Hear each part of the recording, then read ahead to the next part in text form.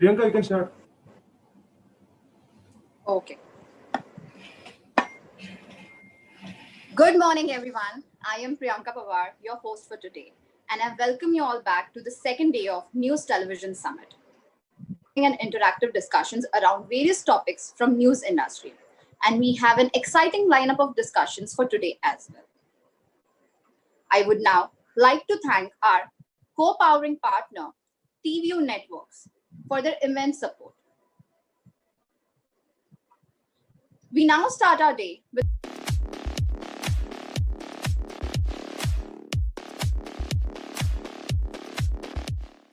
Thank you.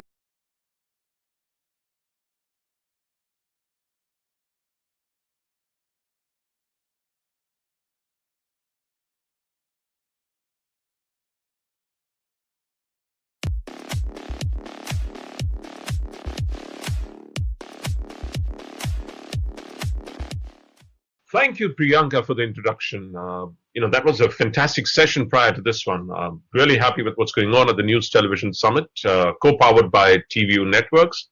I'm so happy that we at IndianTelevision.com are using the IP-based live video solutions provider TVU Networks, TVU Party Line, and TVU Producer Tools to bring this exciting summit to you. Thanks to Sushant Rai, who looks after the business for TVU from this region, and to Jared Timmons, the Senior Vice President of Global Solutions, who's based all the way in the US. Fantastic. I'll be happy to have a chat with him in a short while. Jared has a good deal of experience dealing with hundreds of news broadcasters in the US and the world over, which has given him a fantastic oversight over how the world of news television or live TV is evolving. He has worked with companies as diverse as TVU, which he joined at the end of 2019. A pity that he didn't get a chance to go too much on the field, thanks to the pandemic. But he's bubbling to come up, shares ideas with us of how he's seen everything from the battlefront. Timmons was last the Vice President of Advanced Technology at Grass Valley. Prior to that, he held senior strategic roles at Pixel and Miranda Technologies. So I'm looking forward to having an exciting chat with him. Good morning to all of us here in India, and a good evening to Jared. So where exactly are you, Jared? I am in about 70 miles north of Atlanta, Georgia. Great, and how have you been? I think it's been challenging. I never thought I would say I missed the airport, but wouldn't mind going someplace, to travel a little bit. It's been a long time in lockdown. Yeah, it has been a long time. And how are things shaping up in the U.S. And in the area that you're in? So in Georgia, everything's actually going pretty well. Cases are going down, and we're seeming to start a recovery. And for the most part, in the southern part of the United States, things are opening up fairly regularly right now. That's great news, because other parts of Europe are shutting down for the next month or so, 20 days, 25 days. Bad news, but good news for companies such as you, because it brings a lot more customers towards you, right? Well, it certainly is changing the way that people create media and distribute media, and the way that we all are consuming media as well. So I think it's a terrible thing that's happened to the world, but we have to do what we can as partners to all of our customers to make the best out of it and keep the show going. Fantastic. So I believe you became the father of a lovely girl recently. Congratulations. That's great news. Yeah, little Ava Joy. So about a week ago. So obviously still haven't had any sleep.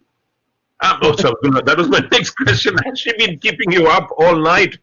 Did she keep you all night last night? I mean, I know it's night over there now, late evening. She's doing well. I've got a few kids, so we've gotten used to it. Isn't the world of news looking exciting to you? You have a very combative election going on between Trump, Biden. How's it looking to you, the news business? Well, I think it's in a complete state of transformation right now. One, because the way that news gathering and acquisition is happening is completely changing, as well as just the sheer amount of information and bias that you can get right now makes it really hard to decipher kind of what's correct and what's incorrect. And so I think that we've experienced this explosion in the way that people can consume media and news, through social media. But a lot of the late-breaking stories that are happening here in the States are happening because of user-generated content that someone took off their iPhone devices. I mean, that's how we learned what was going on during the protests and the riots that happened over the last few weeks. So most of those stories broke through user-generated content video. So I think news has a challenge. It has a challenge about how it's going to deploy resources to actually do effective acquisition, and then also how it's going to utilize what seems to be an army of citizen journalists that are out there in these events, and being able to take that video in and utilize that. I think that TVU has done a fantastic job of providing our customers a tool set to use, the cell phone in your pocket to go to air with the highest quality and be able to do some very interesting things. And I think that approach will continue to revolutionize the way we bring stories and narratives to people. What about the rest of the world? Are we having differential ways that news is being handled, or is it the same across the world? I think we've seen a lot of at-home news gathering occur universally across the world, where the anchors can't go into the studio; they have to make their home their new studio, and they have to be able to tell stories when they can't send a lot of reporters out into the field, and everyone has to social distance. So I think the amount of uptick we have seen just in user-generated content is upwards of 500 or 600% over the highest levels prior to COVID. So the utilization that these at-home journalists are being able to take advantage of allows them to still get the story out to the people without being able to be on site. And I think that trend is only going to increase. So that's one trend we are seeing in the area of user-generated content and information and news. What are the other trends you've seen? Well, I think that we're seeing a lot of emergence of the utilization of AI. Now that you have a bunch of different feeds that you're bringing in from various different sources that maybe aren't trusted sources, being able to utilize machine learning and utilize the cloud to be able to understand what kind of content you're bringing in, to be able to transcribe that content in real time, and to be able to help you locate and associate that content in a much quicker and more automated fashion. I think that the cloud workflows that are emerging from this more distributed work environment are opening up a lot of opportunities to not just create interesting content, but how do we utilize content, how do we share content, how do we search for content. All of these things are being disrupted because we all have to be distributed in the way that we are building out these modern news workflows. Let's look at an ideal news station pre-COVID, and what do we see a news provider, not station? Because it needn't be a station. It could be an IP delivered, guy, actually a news journalist at home who's got freelancers who are committed to a cause and who are creating content which will educate and inform the community. How do you see that? How do you envision that versus a traditional legacy workstation with playouts, with control rooms, with transmitters, with satellite hubs, with news reporters scattered all over? What's the difference? Well, I think the difference is we've had to learn how to do things in multiple different locations and how to synchronize things together, as well as how to be able to bring both talent as well as people that are news gathering for us, or people that are asking questions or answering questions from home into these scenarios. So I think we've seen an extreme shift to distribution. But the interesting thing about that is that everyone's had to move to some kind of cloud service essentially to be able to accommodate that. And it opens up all of those other areas that you are bringing, the way that we did play out, the way that we did distribution, the way that we shared things with social media. We had a higher production quality, and the most interesting thing was that we assumed that viewership would suffer because of degradation of quality, but people are so accustomed to watching video on their cell phones and watching video that other people shoot that I don't think that was as impactful as people expected it to be from COVID. But certainly what's happened is now that people are moving things into cloud workflows, they're saying we're no longer bound by the same paradigm that we used to have, right? We used to have maybe 1 or 2 playout channels. Well, now I can spin up personalized news for individuals, for regions, and I can start to figure out ways to bolster what I think has been a really difficult financial time for a lot of news organizations, and making sure that they're getting the same ad revenues that they were prior to COVID. And a lot of the global numbers that I'm seeing are, somewhere in the range of a 40% reduction in that monetization that they were able to achieve back in post-COVID or pre-COVID times.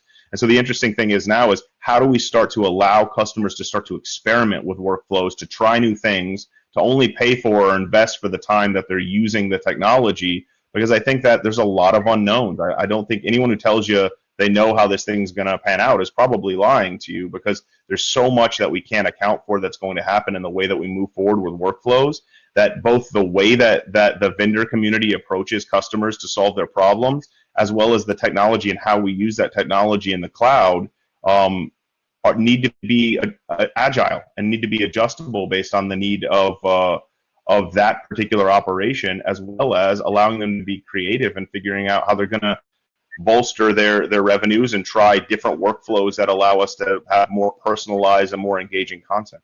India is very diverse. We've got talukas, small districts, we've got states, we've got cities, and we've got villages. It's a very, very vast country.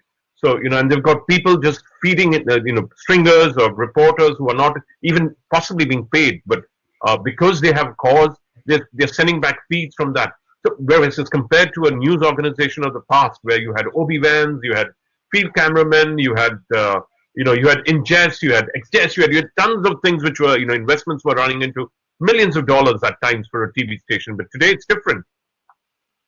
It certainly is different, and I think that what you're seeing is this new emergence of freelancers or talent or operators or production staff as a service. And so as tool sets become more capable and can run pretty much anywhere in the cloud, being able to schedule out that manpower and being able to have citizen journalists globally is a lot more sharing, interagency news sharing, because no one can get out there and get all of that themselves anymore. So we've seen a lot of people be open to pool feeds when it comes to various municipalities and local governments, and being able to pull those together and share that information. And I think what you'll find is that there's going to be way more choice, which is, I think, both a very interesting thing, but also a very concerning thing, because so many different narratives are out there right now in the news environment. Where do you go to as that trusted source of news when everyone's kind of becoming a freelancer, right? That's a difficulty we're seeing in the States, as well as podcasts and multi-channel networks online are starting to have a lot more viewership than you would get sometimes in primetime news for the major channels. Yeah, could you go a little deeper into that? It'll be great to hear that, in terms of especially the independent sources of news which are coming up versus the mainline networks like CNN or Bloomberg or Fox News, or your local terrestrial station news. Well, I think it's all about the format of how you consume news as well, right? So we've been so conditioned by I would say just the major news networks, because the amount of the 24-hour news cycle, everything is that 7-second clip, everything is that one the minute 30-second exchange where everyone's trying to score their political point, or as they're kind of arguing through things. Where I think what we've seen an adoption in much longer format kind of news discussions, where you get these podcast environments that are 2, 3, 4 hours long that go very deep into these specific topics. And so you start to see where people like Joe Rogan are able to pull millions of views on every video that they put out, and their videos are 4.5 hours long. And so I think that the whole interesting thing about being able to test these new models out is we've had a certain way of delivering content over satellite or through cable providers for so long that we had a certain schedule that we were following, and now that everything is moving into the cloud and everything is moving into I would say more distributed kind of information sources, you get these opportunities to reinvent the format, to try things a different way and see if viewers respond. And I think in terms of podcasting and in terms of some of these multi-channel news networks, we are seeing a lot of adoption. The news television station of the past versus the news television today, or a provider, news provider today, which is an individual with stringers. So how does it work? What's the difference? I still haven't got that. Apart from the provision, the content part, but the technology part at the back end. I think that is the thing that makes the difference, because it used to be, for me to be able to if I wanted to create the Jared Timmons News Channel, I had to put millions of dollars invested into distribution and into the technology I need to produce a high quality news environment, and as well as the staff, and I had to co-locate them. There was real estate costs. There was all of this, I would say, difficulty of accessing that market. But now that you have the commoditization of technology in the cloud, which is only going to become more and more pervasive, it starts to be very easy to just spin up like we're doing here today, a producer in the cloud with the ability to bring someone in for an interview, only pay for the time that I needed to use that, and then distribute that simultaneously to my own website as well as any of the other social media syndication points that I want to, with high quality graphics, with high quality audio and video. That quality is only going to get better and better and better. So I think the cost of entry is almost nothing now that the cloud allows people that have talent, that have vision, that have creative ideas and can tell good stories and narratives to be able to emerge and to get audience in a way they never could before.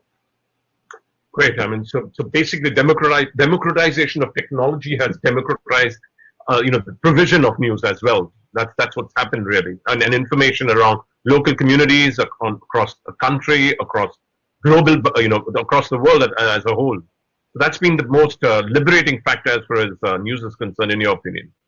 I think it's liberating, but I think it also has its limitations in the sense of now we have 100 different narratives from 100 different sources that it's very hard to know if those sources are correct, if the media that you're getting has been doctored, especially with the technology of things like deep fakes and how people are utilizing that and all the misinformation campaigns that are happening right now. So I think it's great that there's this democratization and people have the ability to easily gain access and tell stories. But I also think the next wave that has to come behind this is having some kind of way of certifying content as real and genuine and trustworthy. Because I've seen this in Europe. I've certainly seen it in North America. But the trust that people had in the news organizations that they've watched for the last decade is at an all-time low.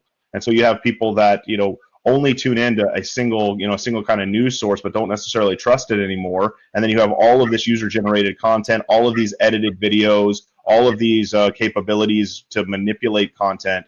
And so if technology doesn't rise up to help kind of combat some of that misinformation, we run the risk of kind of splintering people's understanding on topics and really creating these echo chambers. So there's a need to be technically careful here and to make sure that we're using tools like AI and ML and validation technologies to know that what we're getting is real and accurate. ABC, CBS, which are trusted sources actually, but you're saying there is a there's an erosion of credibility and trust coming in, whereas there could be an increase in trust towards individuals who are possibly propagating a point of view that a broad cohort wants to adhere to. So there's a dichotomy which is coming there. And how is AI and ML going to help differentiate between what's true, what's deep fake, what's not, what's genuine, what's credible? Yeah, I'll give you one example. NVIDIA just released a technology that by looking at the video output of an interview or anyone that's kind of talking and delivering a message, it's actually able to tell a human pulse through the tiny movements, the pixel movements in your breathing and in your chest environment. And so because of that technology, you're actually able to establish, is this a real person that is speaking or is this a manipulated deep fake? And so I think these are just some of the emerging things where we're able to use technology to help us understand if things are accurate or not, if the video has been edited, if anything has been added to the video where it's missing information. And I think the more that we can use technology to enable us to know what is right and correct and what isn't, the better, both the large-scale news organizations as well as these upstart, multi-channel networks that are starting online and podcasts and individuals that are starting their own news environment. The great thing about it is all of those AI libraries that are being built are accessible to anyone, and through most cloud service providers, you can build those kinds of workflows fairly simply to start to provide that functionality to the highest level of news provider all the way out to the upstart individual that's trying to start their own channel. So if I'm an upstart today wanting to set up a news channel, I'm not an upstart really, but I'm experienced. I'm an experienced journalist who's got a vision for what I want to deliver. What advice would you give me as in starting up, not just in terms of quality of content, the narrative, but also in terms of the tech at the back end? What would you advise me to do? The days of investing in expensive real estate and on-premise fit-for-purpose technology are fast becoming the past and behind us. And I think anyone starting from scratch has a huge amount of tool sets that they can take advantage of, from cloud editing to cloud production to all kinds of cloud workflows that are enabled now. And so I think that the key thing is making it about the story and the content, and letting the cloud allow people to have a scale they never could have had on their own. So I guess my advice would be to make sure that whatever solution or foundation you're trying to build your news organization on, that it's adaptable and that you can respond, because the things that worked yesterday probably won't work in a day, for, or excuse me, a month from now. And the pace by which technology is evolving and changing is happening very, very fast. So making sure that you partner with companies that are going to be able to help you grow in those areas, and that you don't limit yourself with I would say, fit for purpose workflows that only do one thing. That's going to be the people who can change the quickest to the new way of doing things are going to be able to take most advantage of it. So as far as your media mind, your story-centric workflow platform is concerned, how has that evolved? We utilize a tool for development called DevOps. So we are constantly on a daily basis updating and bettering our products, and adding new and different features to them. But I think a lot of the stuff that we're seeing is really around utilizing AI for the ease of automation. And so with what we're doing for Transcriber and our ability to take audio and turn that into text for closed captioning, for multiple language support, and ability to do that in about 10 seconds on the fly, I think has been very helpful, especially as people have new output mechanisms, and they're not necessarily sending everything back to home base to distribute it. So being able to spin up the ability to do transcription for a live event that you have, and then spin it down and only pay for that, has been really, really well received. Is also the ability for to take advantage of a tool set we have called TVU Search, where we use both the transcription, the speech detection, the facial detection, object detection, and we allow, where you used to have to go through file after file and hope that the metadata was properly put into place to discover content easily. Now you could search for, I want to see where Donald Trump in a yellow tie said the words disinfectant, and anytime in your archive that those conditions are met, you automatically get that information presented at the timestamp that word was said. So the ability to then clip that and take that to air very fast and efficiently is greatly improved, and we're seeing a large adoption there. But even then, in moving into kind of the next generation of utilizing different AI environments to be able to do object detection, so that we're not showing things on screen that certain regions don't want to see, a certain violence or blood or gore or nudity. Now we can detect those with AI and automatically identify those so that you can take action, or eventually you would be able to have downstream systems maybe edit that out or cover that up. So we're just kind of entering the beginning of adopting AI into broadcast workflows and really looking at metadata a different way. And I think what you'll see is a next level of recommendation engines that'll come from that, as well as the next level of news automation. Are those tools also being developed going forward, that I get to watch the content I want to watch on, even in news, as far as news is concerned? I get that on entertainment, but I'm going to get that. Am I going to get that even in news? I think so, and I think one of the things that we're doing with Producer in the cloud is we're taking all of the metadata and the decisions that you make for certain kinds or types of shows, or say a flavor of a show. And so all of that edit decision list information is available. And so we can start to utilize that to say, well, I know that show I just did was a really good show, and I liked the format, I liked the way that show went, I want to save that show. And so then you could have the AI say, well, I'm going to cohere future broadcasts to the format that you just created and said that you wanted to achieve. I can give recommendations. So maybe you should take this shot at this time. Maybe you should look at that angle. And then the more that you can train the AI and the more information it gets about how those shows operate, we're not too far away then from being able to have an AI cut a different version of a show for you based on the way that you like to see the show, as opposed to your neighbor who has something that they want to see a little bit different. And the more we learn about the people, and the more that we allow users to customize, the more that those elements can be catered to what they're interested in. If you like weather and sports and maybe a little bit of politics, those ratios for a show that you watch could be completely different for someone who's a political junkie who wants to watch all political news and care about sports, right? So all of those kinds of things, and the way that we distribute that can be intelligent through AI, so that it can target the way an individual wants to consume content in the context that you're at. So the way you may want to consume content when it's you and your family watching on your smart TV at home may be different than the way you want to consume news on your phone, say walking down the street or in a subway or something like that. And so the contextual element of the data can also be utilized to provide further enhancements to the format that you want to see at the right kind of at the particular time. There's too much of noise. I don't want to watch. I want to watch what I want to watch. It's a great solution. So it's been fun chatting with you. Is there anything else you'd like to add before we sign off right now? It's been very interesting watching the creativity of the global news providers and being able to kind of adapt to this world. And I think that what you're going to see is, now that everyone's really fully shifted to trying to figure out how to make the cloud work, and now that it looks, because of all of these the second and third waves of COVID coming, I think you'll see a lot of new vendors emerging, and I think you'll see a lot of new partnerships with vendors emerging, where you'll be able to, in the cloud, have best of breed editing, best of breed AI, and all of the things that TVU's been working on specifically to make sure that we can build an ecosystem that can help customers solve their problems today, but are future-proofing them so that they're ready to be as agile and adaptive to whatever tomorrow's needs are going to be as well. Fantastic. It's been fun chatting with you like always, Jared.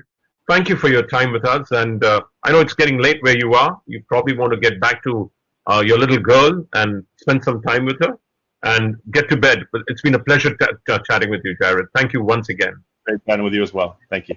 Thank you.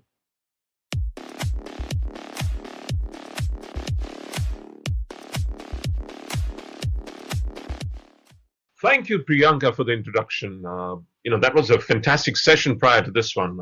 Really happy with what's going on at the News Television Summit, co-powered by TVU Networks. I'm so happy that we at IndianTelevision.com are using the IP-based live. Is it over? No, sir, 1 minute to go. You told me you're starting now. He's gone. Avinash, idhar aa jao yaar, please.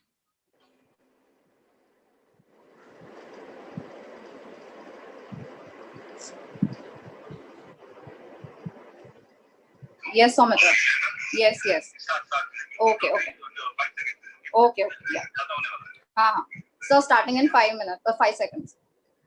5, 4, 3, 2, 1, start.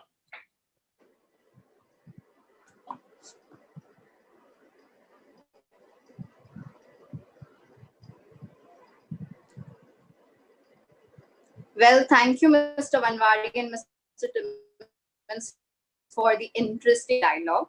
And now I would like to invite our next guest, Mr. Avinash Pandey, CEO of ABP Network Private Limited, for a virtual fireside chat in conversation with Mr. Vanwadi. Over to you, Mr. Vanwadi. Hey, Avinash, are you here yet, or are you still to join us? Do I see you? No, I don't see him as yet. Can you please make sure he comes on board, because it'll be great to have a person to talk to. So as far as we're concerned, day one was interesting. We covered a lot of ground, ranging from whether news channels need to reimagine themselves in the light of the TRP blackout for the next 12 weeks or next another 8 weeks, whether the primetime formats need to evolve beyond what the channels are dishing out now, whether managements need to change the business models that are prevalent in the news business, and whether cloud and newer technologies are going to allow CTOs to provide cost savings, thus helping the news business, which is less than 2,000 crore. Day2 had, just a short while ago, Jared gave us a fantastic insight into how multi-channel news networks are popping up all over the US and the world. Influencers are getting into, providing news, and consumers are watching different formats, 4.5 hours of, somebody giving his perspective on what's going on in America, elections, and millions of people are staying glued to that.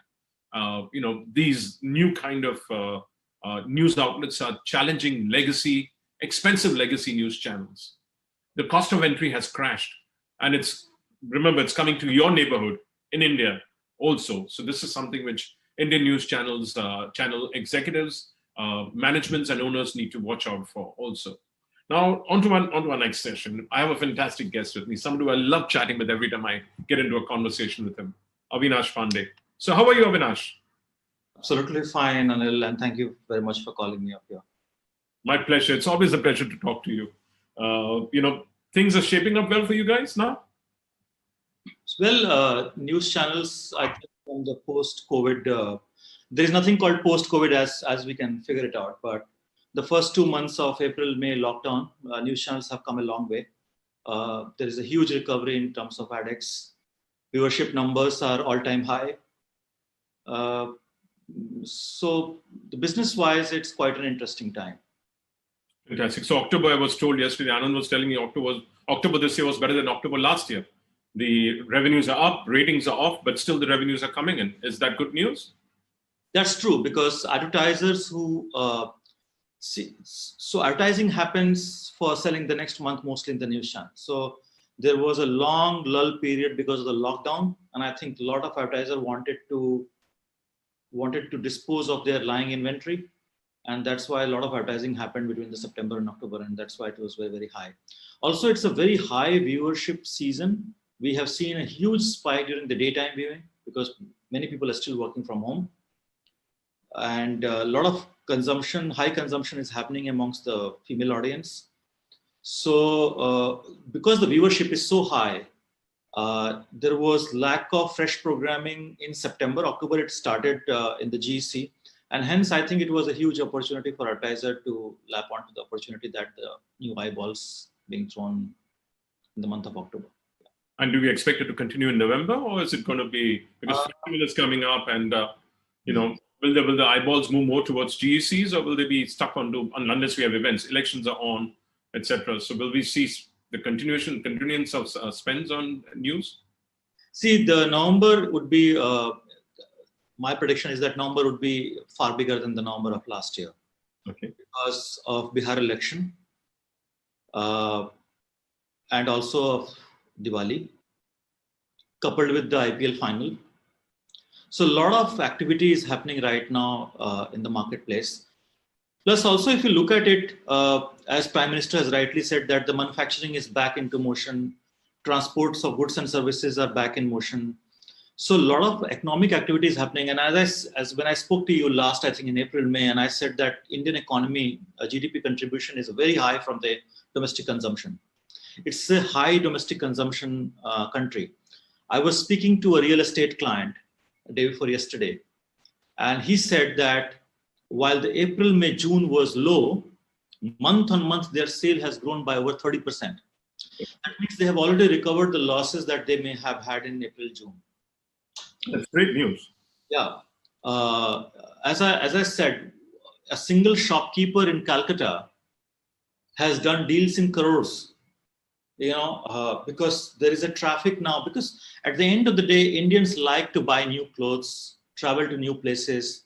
As you know, on the last weekend, when there was a big weekend of Durga Puja, the hotels were sold out all across India. So there is something in us which is higher than the circumstances, which we call the Indianness, and it beats all the odds. So the car sales are up, motorcycle sales are up. So I think November and December, going forward, I think next 5 months is going to be very big for the news genre. So your perspective is like France has just got into lockdown with the second wave coming up. Do we see something similar? I see it coming sometime in December, January, where we'll have again partial, semi-partial, or maybe full lockdowns coming up, because the second wave is likely to hit us. So that may again result in a slowdown of activity. The stops and starts are going to be continuing.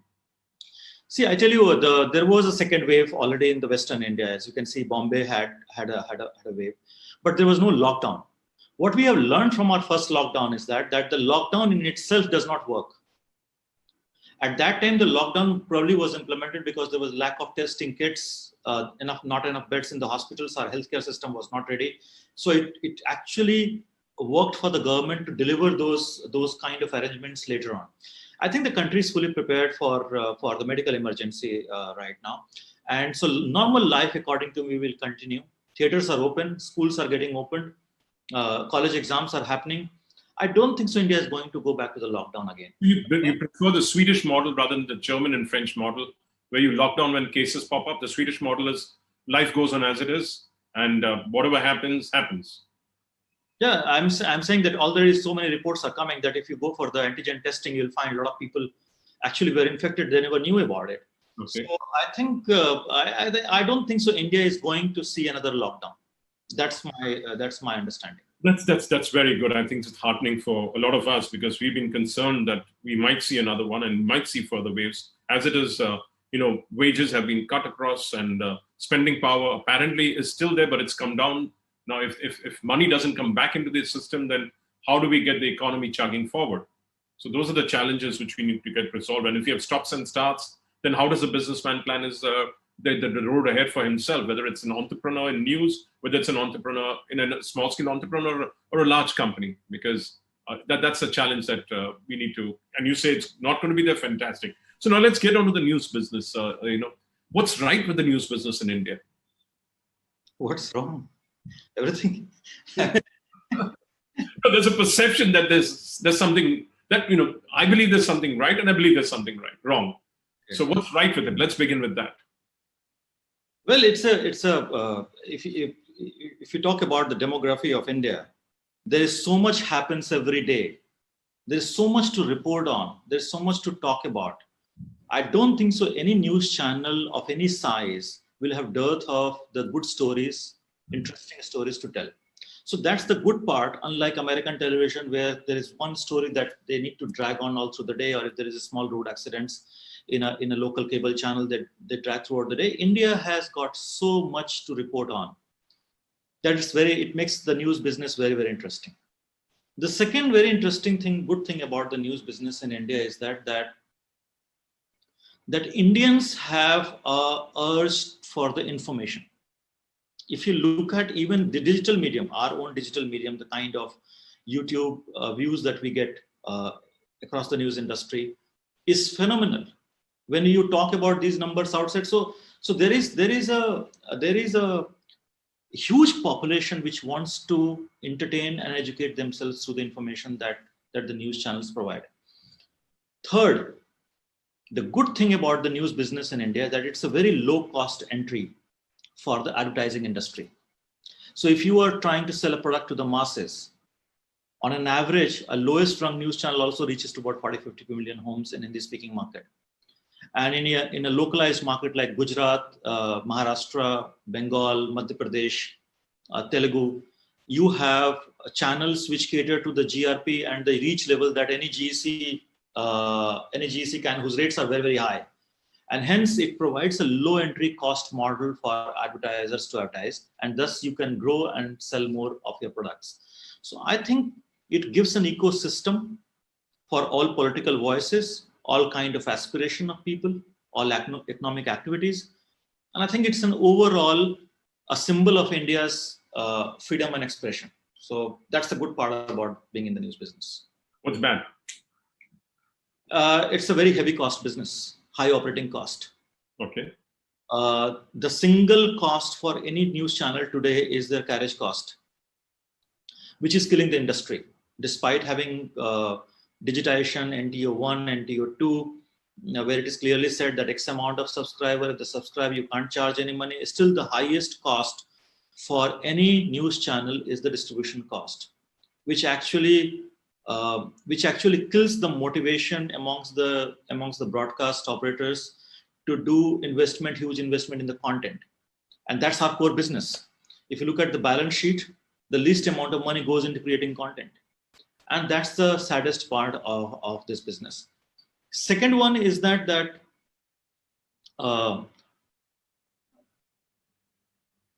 criticizing anyone does not mean having a critical view on any subject does not mean that you are negating someone's existence or views. And I think news channels need to evolve themselves from cacophony to telling the right thing in right way. I think that is where somewhere in last 6 months' time, what we have seen, the amount of hatred, amount of hate speeches, media trials, and etc. That's the sad part of the business, which I think through the NBSA, which is the News Broadcasting Standard Authority that we have, which is working very fine for last over a decade, is working hard on it to make sure that the content is good for the country, for people. It helps you get informed better, and entertain yourself better. And that's the purpose of being in the news business. If you can't improve people's life, what is the point of being in the news business? No, so as a whole, so you believe that the news industry has been covering India the way it should be covering? Only in the last 6 months you see an aberration, but if you go back, let's say even as 8-9 years ago, we had a similar phase. Some people say this is the darkest phase of the news industry that we are going through. One, oftentimes, certain former editors who've been working in news channels say that news is dictated to the news channels. This is an allegation they have made after they've left the channel, that there is a very little freedom coming from certain forces who are trying to propagate their point of view down Indians' throats. Now, what's your perspective on that? I can tell you, I have been in this business for over 25 years now. I have never seen any government who will be very happy with what you are doing. Why will they do? Because news job is to being nindak niyare rakhiye for the government, right? And that's what our job is. The line that people have crossed now is to carrying one side agenda, dividing, and not everybody is doing. There are some people who are doing it, and creating stories through media trials. I think that is the biggest harm that one can do to the news business. And I firmly believe that you must do investigating reporting. I firmly believe that you must do hardcore, deep research journalism. That nobody should stop you from doing it. But if one issue alone, without any basis, becomes the talking point for the news networks for 3 months, and rest all the issues of unemployment, flood, corona, festivals, joblessness, and etc., it takes a backseat. I think that would be the sad part for being in news. What's the sad part? Almost everyone, including your network, everyone's network was chasing one story for so long. What went wrong? That's not true. That's not true. I can tell you, you can refer to the BARC data, which clearly says that which channel was more balanced. There was one channel which has 100% stories on one particular subject, and there was ABP network who has got in the top, in the whole pie, there were about 5 or 6 stories equally divided. So we did not do that. It is not our policy. We were tempted to do that.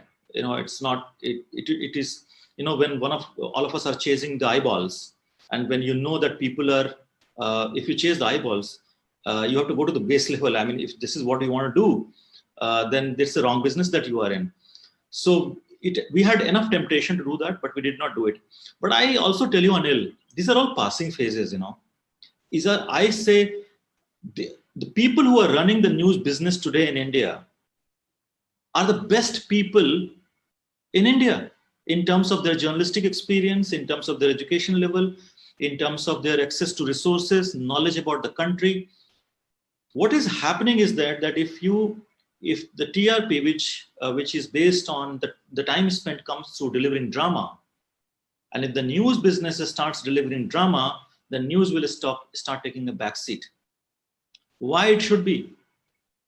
And that's what we need to introspect along with the industry bodies, that does BARC effectively manage the impact of the news that you deliver through your news channels? And unless that does not happen, unfortunately, we'll all be in the rat race of chasing rating, and it will destroy the country, it will destroy our businesses and people's life.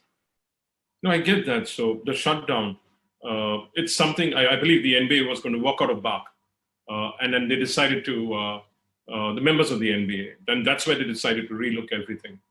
So what will change when it, if it's not measuring effectively, and if it's also open to, I believe the back end is pretty good, and the people managing it are impeccable. I think there's no one more honest than Sunil I've come across, the man who's in the BARC right now.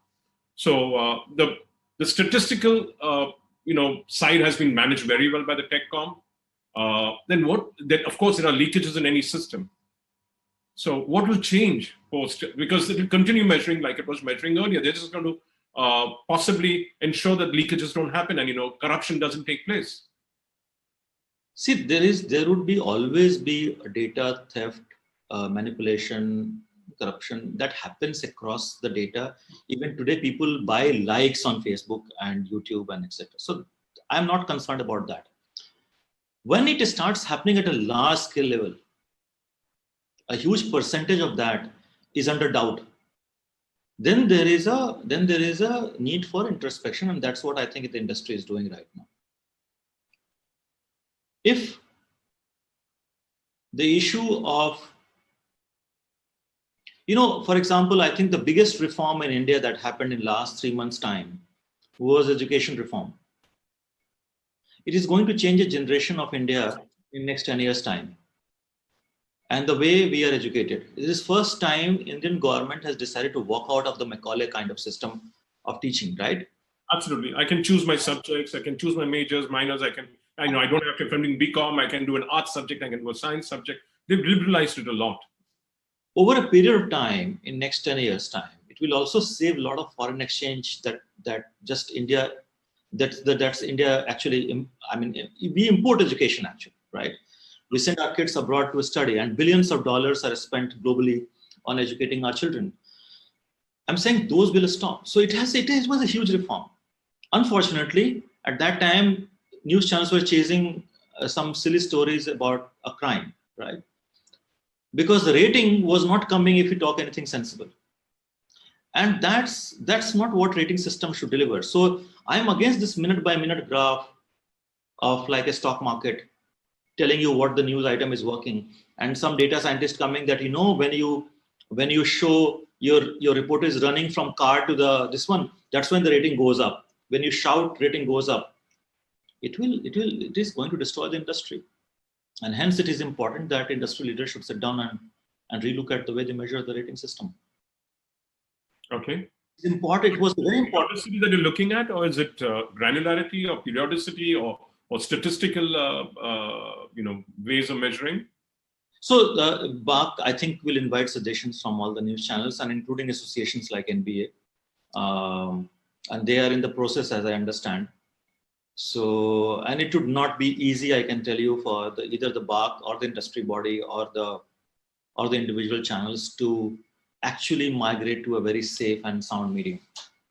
But eventually it will happen. It has to happen because there are technology available. Return part data is available.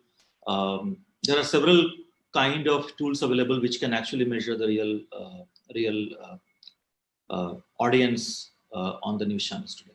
Okay. Now, going beyond TRP, do you think the business model of the news industry is working, or is it not working? Does it need fixing? I think it's broken. So the business model of the news business is very flawed. As I said earlier also, it is 100% dependent on advertising revenue, which should not be. As I said earlier, we as a network will move to the pay. We are moving to the pay very soon. To become pay, you have to also prepare premium content, which is an investment. For example, if you look at it in the coverage of election, one program I can safely say, the poll call that we do with Shekhar Suman, which is satire on the news events of the election, cost a bomb. It will be probably the entire budget of many news channels for the election. It's just one show.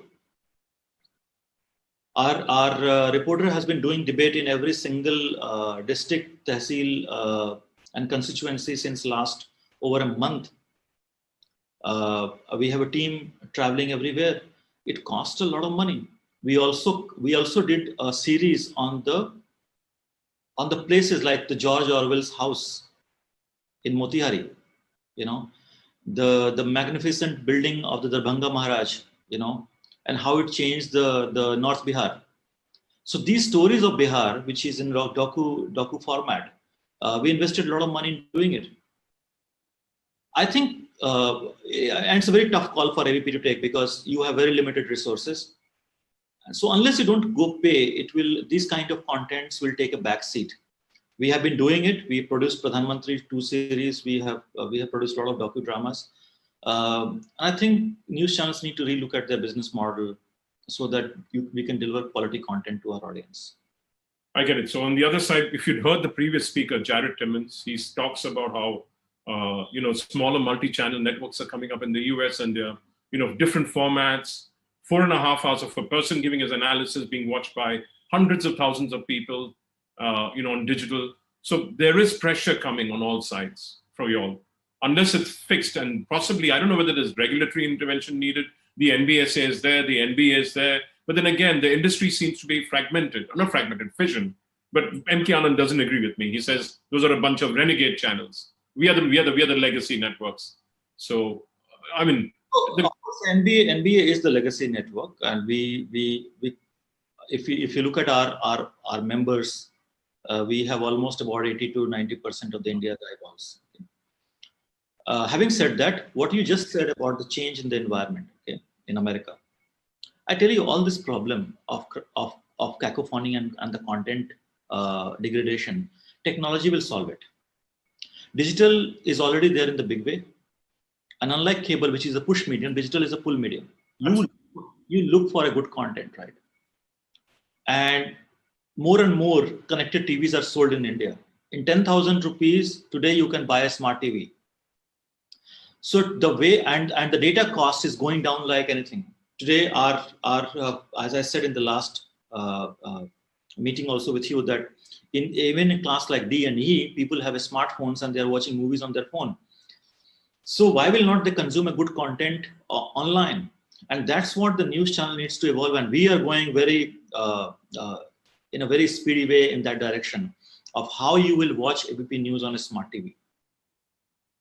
Excellent. You will watch what you want to watch. So if you want to watch Rubika's show, you can watch only Rubika shows one after another. Excellent. Or if you want to watch Sumit Awasthi shows, you can watch, and you want to know more about Sumit Awasthi, you can go to his Facebook page, talk to him, like that. This is how the news televisions will get consumed in India, and this is the future. Yeah, the tech is also allowing you that you do meta tagging very well. And based on my likes, I can only watch sports clips during the day, during the past week, during the past fortnight, and consume what I want. But it's interesting that they're going in that direction. It's sad that we're running out of time because I have, but it's all like always. It's wonderful chatting with you, and thank you for addressing whatever thoughts which have been shared by industry with us to pose to you. Thank you very much, and I wish we had more time to talk. We could have gone on and on, like always. Either you're short of time or I'm short of time. Thank you, Anil, for calling me up, and I hope whatever I spoke was valuable to you and your audience. Thank you. Yeah, to the industry as a whole also. It's not just the audience. Indian television is looking at, its position as a catalyst, as a platform to enable the industry to progress to the next level, as a place where we agglomerate the industry. Thank you very much. Thank you so much. Thank you very much. Thank you. Thank you, Mr. Pandey and Mr. Vanwari, for the engaging conversation. I once again ask Mr. Vanwari to stay back because we have a virtual fireside chat with Mr. Barun Das, CEO, TV9, the news network. Yeah, Priyanka? Yeah. Is Mr. Barun in? We're losing you. Priyanka? Hello? Yes, we can see you. Can you continue, please? Yeah, so what are you there? So I welcome Mr. Barun Das, CEO of TV9 News Network. Yeah, continue, please, Priyanka.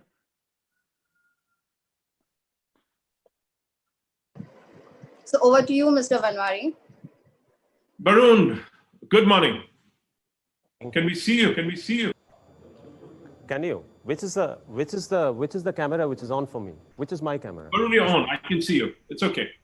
You're looking spiffy as ever. I'm a little lucky that way. That's about it. Yeah, but you're looking spiffy. Good morning. How are you this morning? All well, Anil.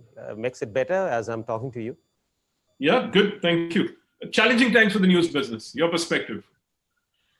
I think it's an opportunity.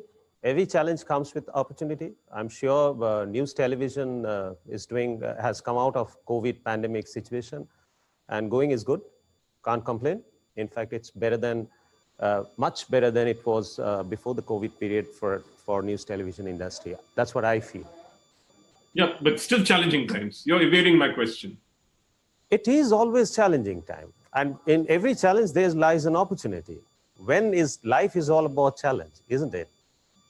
Yeah, I get it. So now you want me to ask further questions. I'll ask you what's right with the business right now? What's right with the business? Yeah. I mean, business is as usual. I mean, at this point in time, you obviously have a little bit of a different scenario for news network, news channels. You don't have this BARC rating, but not much have changed as of now. That's the new thing. Then you are into this festival season, which is giving us some reason to enjoy ourselves and rake in a little more extra revenue. That's about it. And that's right. And the different scenario is, as I said, there's no BARC rating for news industry. So is that good? Is that bad? Good or bad? You know, that's a very subjective statement. I don't know whether it is good or bad. I mean, people have taken decisions, they're stalwarts in the industry. But what I feel personally is that I feel like an outcast when one fine morning I get to know, no, before that NBA did have a word with me. But when I find that only the news television rating has been suspended, so that makes me feel that I'm standing with a bunch of people who possibly are suspicious, and which is what made me a little uncomfortable. I don't think that, at least, you know, I reflect my own self in my thoughts, that I don't think the industry per se something is wrong. Few unscrupulous acts might happen here and there, but overall, outcasting the industry, I felt a little uncomfortable about it. And if the decision was mine, I would have really risen tooth and nail that don't color the entire industry in sort of a light of suspicion. Okay, what would you have done? Especially when there's so much intervention happening. The police intervention. What does this word intervention mean? I mean, you're saying malpractice at the ground level, right? So if you ask me, I would tend to think that the news channels, which is part of the fourth estate of a democracy, definitely has larger ramification to the society in terms of what content it covers. So we need to be extra cautious, and we need to be as immaculate as possible, because we have a responsibility of sort of coloring or forming the country's opinion and mind. So if you had left to me, I would have said that if the situation was like that all through, I would have come up with a diktat saying that any malpractice with or tampering from a news player should attract capital punishment. That's what I would have said. To my mind, the gravitas of that crime is so much more. So that's what I would have done. So capital punishment means chopping of the hands? That is left to the legal system. I'm not a law expert. I've said the severe most punishment, that this is a serious fraud. This is a really serious fraud, because you actually you influence the country's mind, the way the country thinks. So therefore, that should be a zero tolerance. Okay, so that's one, you know, but the fact that M.K. Anand was telling me yesterday that it was a police complaint was registered. In the past, it was very difficult to even get the police to acknowledge that it's a crime. So there is progress now, right? Yeah, there is progress, but if it was, you know, I feel I've never ever pointed a finger towards the currency. Even when TAM was there in my earlier stint in this industry, I never used to point a finger to TAM. Or even today, I think BARC is an industry body. We all said at some point in time that TAM is sham, so let's have BARC. And you would see I'm sure that if you go back and see the trend, this BARC rating was flaunted by many who are questioning BARC today. So that's an uncanny, maybe it's a coincidence that I complain against the currency only when I am victimized. Otherwise, it's all hunky-dory. So that is baffling to me. I mean, you've got to have a standard. You've got to have a standard which is consistent.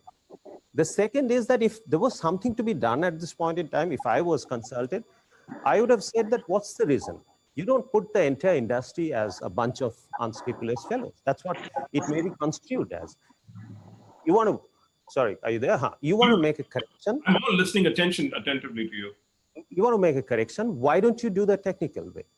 I was talking to one of the NBA members who was trying to convince me that this is to be done. And I said, no, why? He said, sample size is small. I said, sample size is small for special interest channels as well. So why not have a technical cutoff?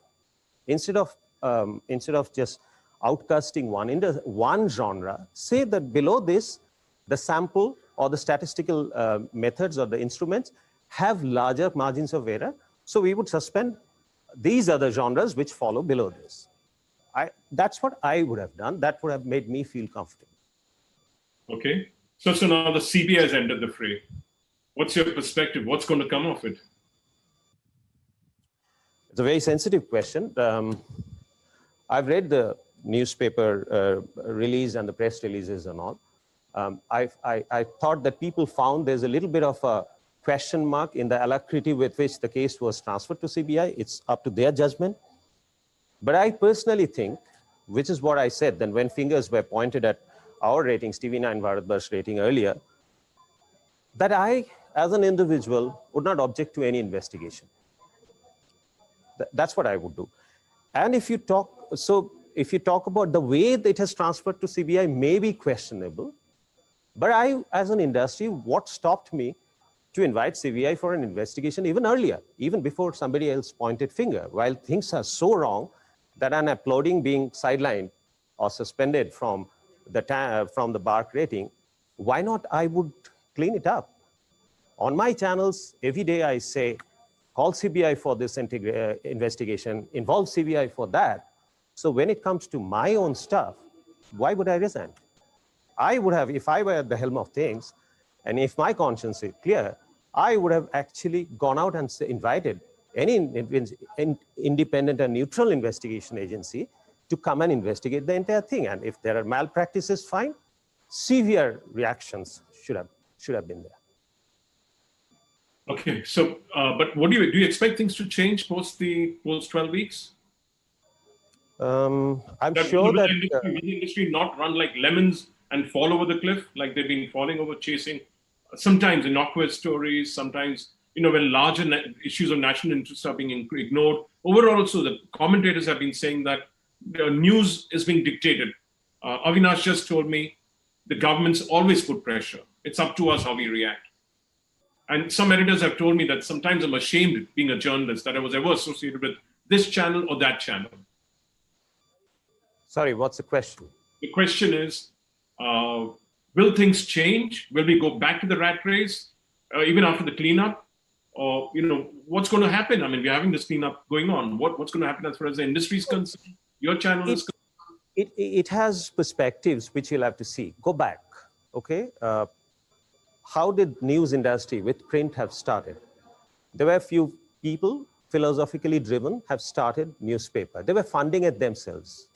The newspapers or the news industry really wasn't taken as a viable business model. And then they added getting sales, etc., etc. I remember that in the very childhood, the only business function of a newspaper organization would be the technical finance and ad sales. Marketing and all were not there. So why was it so? Because, the idea was that you can't really manufacture content, news content, right? If you look at GECs, that worked more like a traditional business, an FMCG model. What an FMCG does, that he finds out what the consumer needs, if there's a gap, imagery or product-driven gap, and then they produce and create product and sell it and make the margin. That's how it works, which is by and large the same way entertainment industry works, because they manufacture product, they can create product. But news, ideally, we were supposed to depend on what's happening. I can't manufacture news. So with advent of digital thing, where news breaking happens by the time you and I speak, the news is breaking outside on social media and digital world. So news has become more like views and perspective. But at the same time, what has happened, news has become a tradition, or tried to become a traditional business, profitable business. There are news companies which are listed. So, I mean, obviously, corporate social responsibility is every organization's, should be there in every organization's DNA. That should drive every organization. But news, the journey has changed. It has now become a business. So the business imperatives are there, but checks and measures have to be there. Because as I said, the news channels are fourth estate. They just can't afford to be only business and be driven by only business interest. No, I get it. But again, so as far as y'all are concerned, is there governmental intervention happening? Like editors are stating, have stated to me, more than one editor has stated to me. Um, What can be said, what cannot be said? I have my perspective in it. In a democracy, government is mine. I've chosen the government. The government is having an intervention everywhere. I mean, why would I fight tooth and nail for government not to have anything to do with this industry? Are we holier than thou? Are we above everything? How could you be left to something only to ourselves, and to ourselves where we are infighting, where we are taking out our dirty linen out in the market? And are we really showing to the world that we are mature enough, that we can handle ourselves? Every now and then, we are calling each other's name, we are cursing each other's, we are doing that not only off channel, we're doing that on the channel also. And at the same time, so it's a family, you're saying the brats are all fighting, and then you're saying we would handle it ourselves. Nobody should come from outside. So that is a little bit of a dichotomy, according to me. It is inexplicable, but at the same time, free press is fundamental to our constitution. So what is meant by intervention, I don't know. No, by intervention, I'm saying that this cannot be said about this, in different regions, the center. You cannot say this about the government. You cannot say this about, there's intervention happening at that level. Freedom of speech, that's part of your constitution. How would ever government say that? It's a free country. I mean, I have freedom of speech, whether it is press or individually. And today you can't stop anybody. Everybody is a content provider on the social media. So I don't think that I have never felt that way from any government so far in my earlier stint or in my this stint. I haven't been under pressure from anybody, from any of the government machineries saying that this is not going to happen, that is not going to happen. I've heard about it. I'm going to some different markets. There are new launches coming up. I don't know what future has in store for me, but so far I haven't felt that. That's good then. So in terms of the business model, dependency on advertising, with a lesser dependency on subscription in most markets, I would say, there is free-to-air news television and there is paid television. A lot of the news channels are paid. Why, what do you think in terms of the dependency on advertising is that much less? And hence, in terms of, let's also talk about a scenario where so many channels are operating in India, where some of the channels are owned by suspect individuals, some of them owned by genuine business people who understand media and want to use media for the greater good, apart from business, of course. The greater good is being the fourth estate. So should there be a limit on the number of news channels that are operating in India? Or should they, like publications, we have more than 30,000 publications, but gradually market forces are reducing those because there isn't enough business going around. So what's your perspective on, I brought up three things in this, in the last 30 seconds that I spoke. Okay, that's a very interesting word which you have said, that in an ideal scenario, the market forces are auto-correcting. If you leave something to the market forces, absolutely, in an ideal scenario, there would be auto-correction. If news is a business, if beyond a certain number of channels, the profitability doesn't really come and the business model is not viable, automatically people will not come and launch new channels. Now that doesn't happen, as you said, that because news apparently comes with lots of power. So you will have a share of voice. There may be a tendency, I've known that, I personally have known that, people are in other businesses, they run the news operations, even if it's running in losses for 10 years, they still continue to do that. So therefore, how do you stop that? I don't know. I mean, it's a free democracy. How do you stop someone from coming and doing it?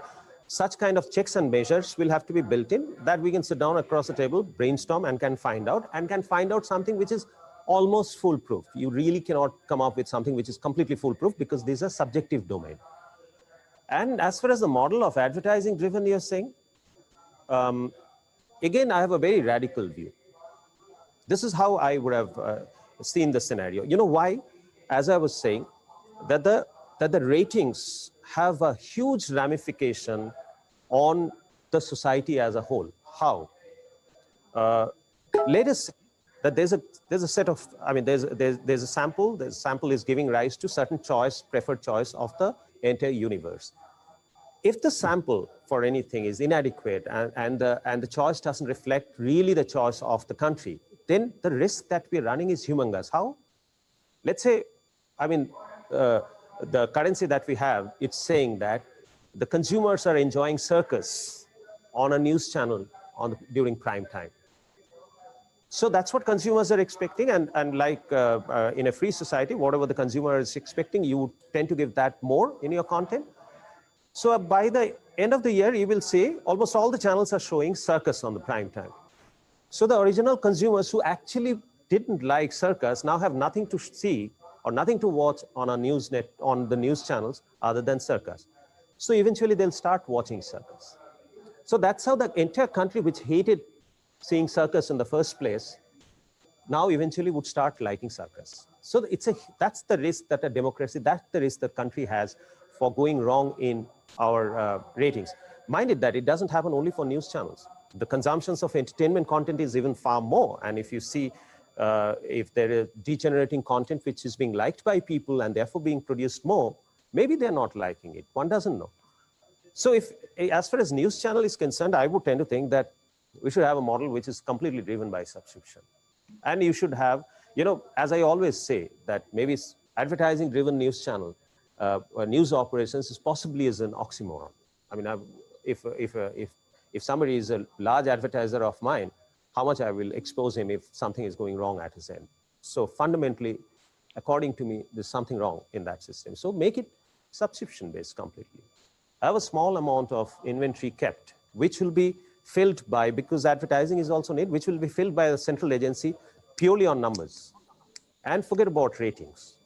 Okay, you don't need ratings. The subscription, if it's subscription based, every subscriber is identified by me. I would know how many people are subscribed. And I can price it for $10, $100, $1,000, depending on the number of people which will come and watch. And I have maybe 3 minutes for half an hour, which is kept for advertising, which is like it happens programmatic advertising on digital, it comes through that. So that's an ideal scenario, according to me.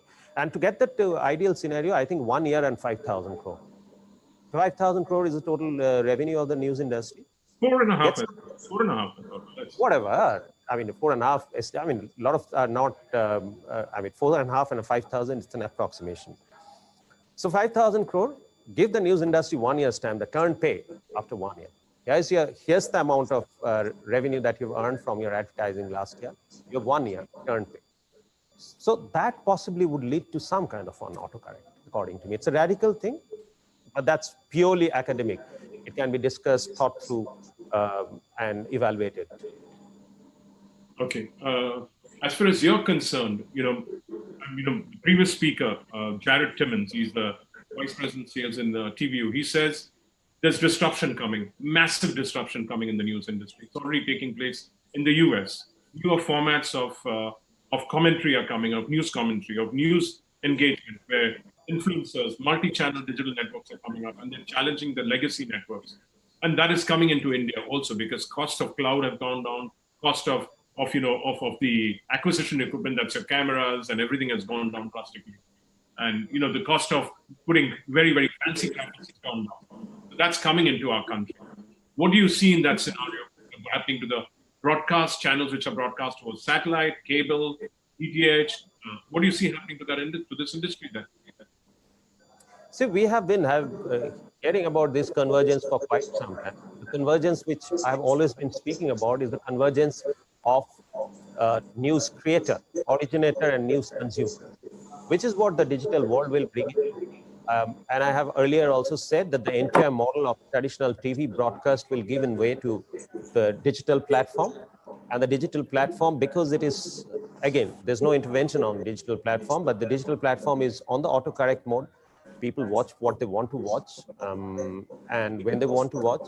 So that's how it'll move eventually. But again, organized players will always be there. For instance, if you see the OTT platforms, the entertainment OTT platforms, possibly you would search and get most of the content which is there being aggregated by these OTT platforms, those entertainment content, you would find that on the net domain anyway. But you still want that because it is organized to your taste, and you can easily surf through. Intervene one sec, So Barun. there would be always that organized players will be there who would get their act together and would seamlessly transform themselves from a traditional TV organization, TV business to more digital news content business. But going by it's like Avinash was telling me it's a very OpEx heavy business, news television, as compared to the newer players who are not that OpEx heavy. No, come again. What's the question? The question is, the newer players who are emerging now, internationally and domestically, some of them have started coming up. They don't have such operational expenses that you all guys do. Does that need fixing too, in terms of technologically, within the broadcast networks, the major ones? No, the OpEx is up to me. I mean, OpEx is up to the industry. Like, for instance, carriage fees is something which was making the news industry unviable about 10, 12 years back. Digitization happened, but we have inched up to that level of carriage fees which we used to pay earlier. And who paid? Collectively as an industry. So I can't blame for my OpEx with anyone. It's not individually me, but it's the market forces. It's industry, how it's behaving, how much of discipline the industry has, how much of working together the industry has. Is there a common norms which binds the industry? Do they have a common goal? Do they have everyone pursuing that common goal? So I think OpEx is not a function of anything else other than the way we want to run the business. Okay. All right. We are running out of time. I would have liked to speak to you a lot more, like I wanted to speak to Avinash too. I hope we've covered everything that we were going to talk about. If there's any last words you want to share with us, it'll be great. No, not really. I'm keenly waiting for this kind of an uncertain time to get over. As I said, that I find myself being classified with a group whose way of running business is suspicious. So therefore, I'm sure that I have my confidence and respect for the currency because I own that. That's owned by industry, the bar. Nothing is foolproof. Nothing in the universe is foolproof. There's always scope of improvement. We should always inch towards that. We should adopt those improvements and move forward. It's a little uncertain time because after this uncertainty, if you go back to what it was, then I don't know what will happen. I'll have to engage with the authorities and figure out that what's happening. So that is a very, very keen focus for, I think, not only mine, the entire industry at this point in time. Thank you very much, Barun. As usual, it's nice talking to you. You come up with very management-driven. You're like a Harvard University marketing person who comes in and breaks. No. One sec, Anil. You have to know what is strategy, what is marketing. I mean, these are not taught in Harvard University. This is taught every day in our life. What is marketing? The marketing is nothing but, or what is running businesses is nothing but creating a win-win situation, which you do every day with your wife, with your friend, with your son. You have to constantly create win-win situation. It's very fundamental. I never use a jargon. For me, the biggest technical education that one can go through is common sense. Irrespective of my degrees from these universities and all, I feel that I'm driven more by common sense. So there's no Harvard in place. It's all common sense, very elementary, if you see. Which is fantastic. I like, again, that's a very structured answer to my unstructured question. Thank you for your time, Barun, again, and wish you lots of success and wish the industry lots of success. Once this uncertain period gets over, we get into a period of sanity, and we gain the consumers' respect, the news industry, the advertisers' respect until we move towards the pay model. Thank you, and you have all the best to you and to. Thanks, Anil. All the best. Thank you. Thank you, Mr. Das and Mr. Vanwari, for a wonderful dialogue. Disconnect.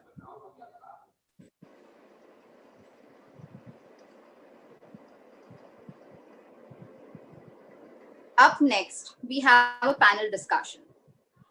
Advertising on news.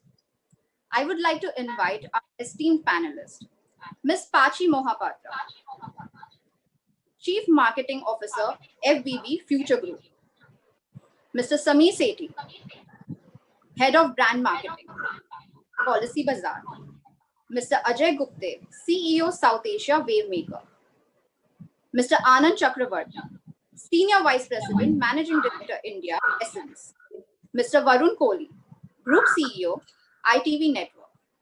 And this session is moderated by Mr. Ashish Firwani, Partner, M&E, Ernst & Young. I welcome you all, and over to you, Mr. Firwani.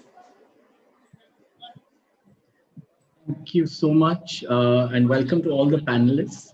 I think we have a very interesting session that we have in terms of questions, and I'm looking forward to seeing some of the best in the business give their perspectives around this. Now, the session is all about advertising and how it's moving. Especially in the era of Bark shutting down its ratings. There's a COVID impact. And so much more is happening right now that there's a very high level of uncertainty in the industry. And to answer some of the questions and see where this is all moving, I'm going to start off with a few data points and then get quickly into the session. So 2020, a very, very newsy year. In fact, starting with 2019, we've had a growth in TV viewership overall from around 8% of total TV viewership to 10%, which is great from the industry, a massive growth and reach up increase. When COVID struck, I think from my understanding, April and May were bad months because ad volumes fell significantly as brands started getting impacted and absorbing the shock. But I believe now they are back. And in some clients of mine where I'm working with, I understand that they are in fact showing year-on-year growth in terms of ad volumes. Ad rates, however, remain a bit of a challenge, but again are starting to rise.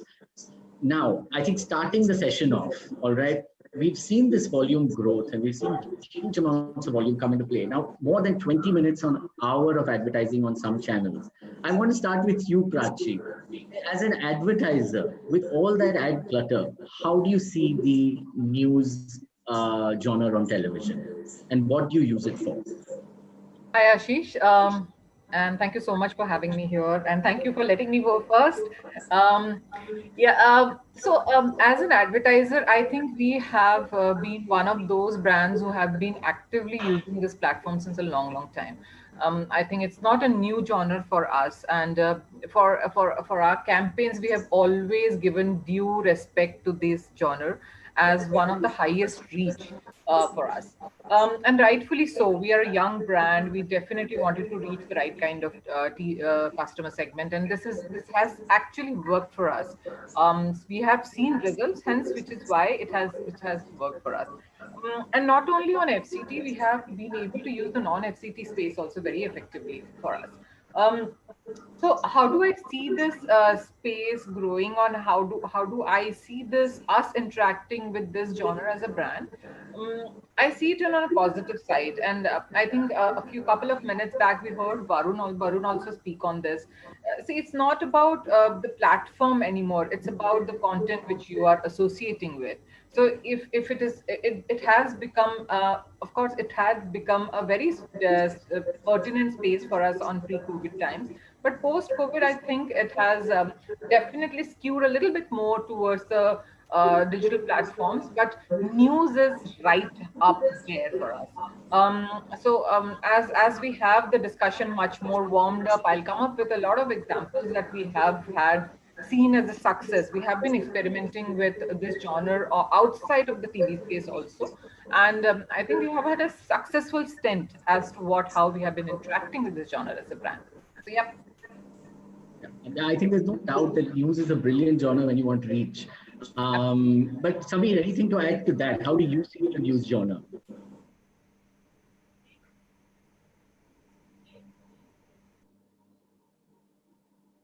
Samir, I think you're on mute.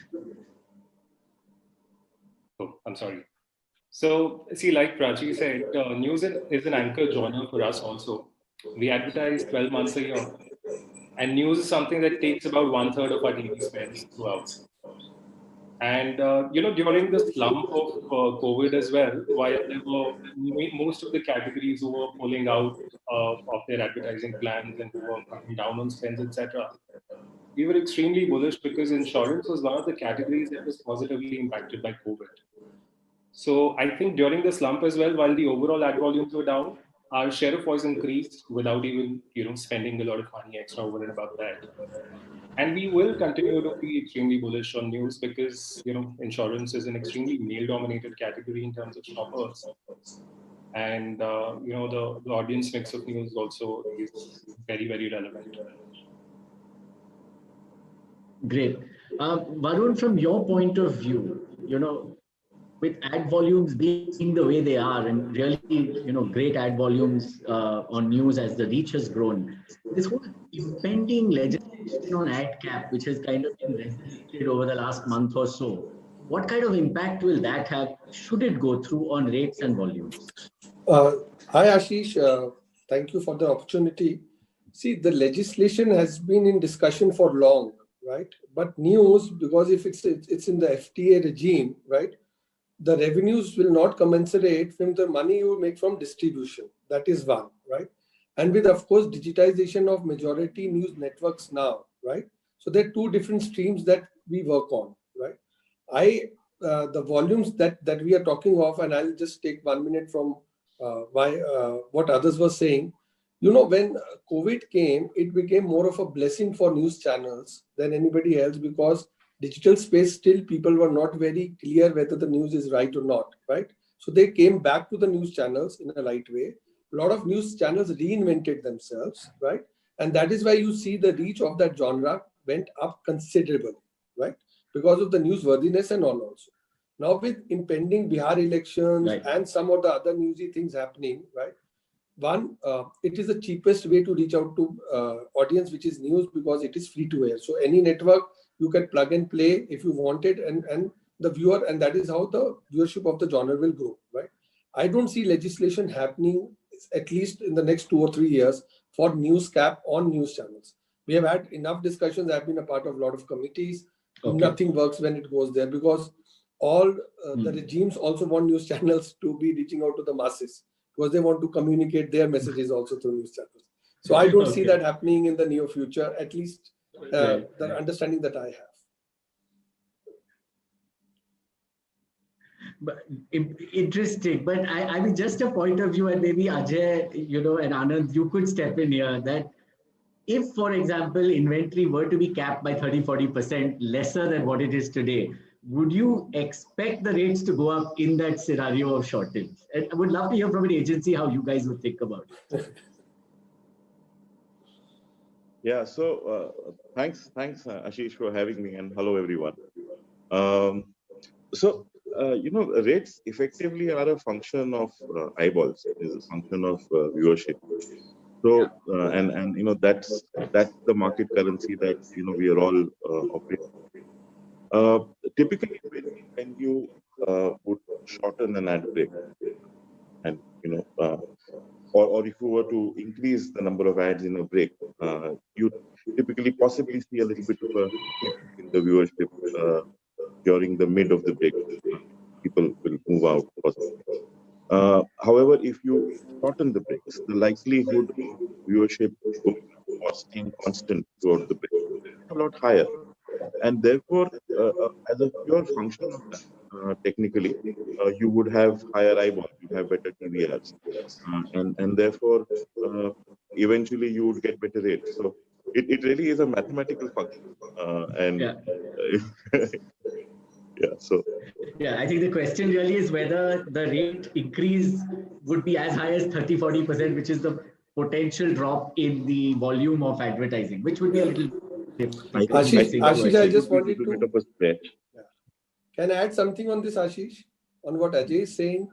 Because as soon as you Yes, go please. into Please, as soon as you go into the paid regime, the viewership will drop in a large extent, because a lot of people want to pay, might not want to pay, Right. and all, right? So what Ajay is saying, I feel it will be the contrary. The rates might not go up for a lot of people. It might go down, because if the genre goes down, then the consideration set, like what happened in English news post digitization, the monies will be less on the genre. Money less on the genre means more fierce competition, and the rates cannot go up. Okay, interesting. Anand, you want to chip in on this one as well? What's your take? Hi guys, hi everyone. That's an interesting and contentious topic given the way news has moved in the last 6 months. Almost seems that COVID affected news and news editors more than it affected the population of the country. It's really an unfortunate, and I'm going to talk as a consumer first and then a media professional, because honestly, living in the world's largest democracy and watching the way news editorial coverage has really moved in this country is a sad testimony of what's happening around us. And I'm sorry I had to say that piece, because this is about news. Let me move to the brick and mortar of media. So I think I think we look, if I had to add some jargon to this conversation, I think there are 3 C's. There's clutter, there's context, and cost. And I think all of this determines, whether a media platform is going to do a good job for a client or not. So, from what Ajay said, absolutely, as you increase ad breaks, absolutely, you're going to see a drop in consumption of advertising. I mean, that has been proven time and time again. And yes, absolutely, I think I completely agree with Varun that eventually, if that does happen, then and let's say channels do become paid, the viewership will get limited. But I think then the kind of advertisers you will attract are probably going to be different kind of advertisers.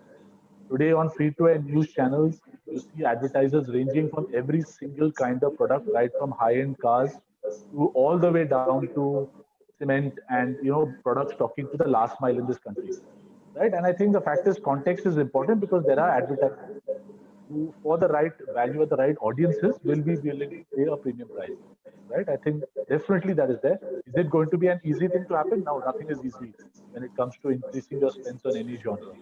So I think I think the both sides of the coin there. I think yes, I think there's definitely a need to regulate the amount of advertising only because for the fact that at the end of the day, it is the news channels and the advertisers who will be the losers because eventually consumers are not here to watch advertising when they come to a news channel.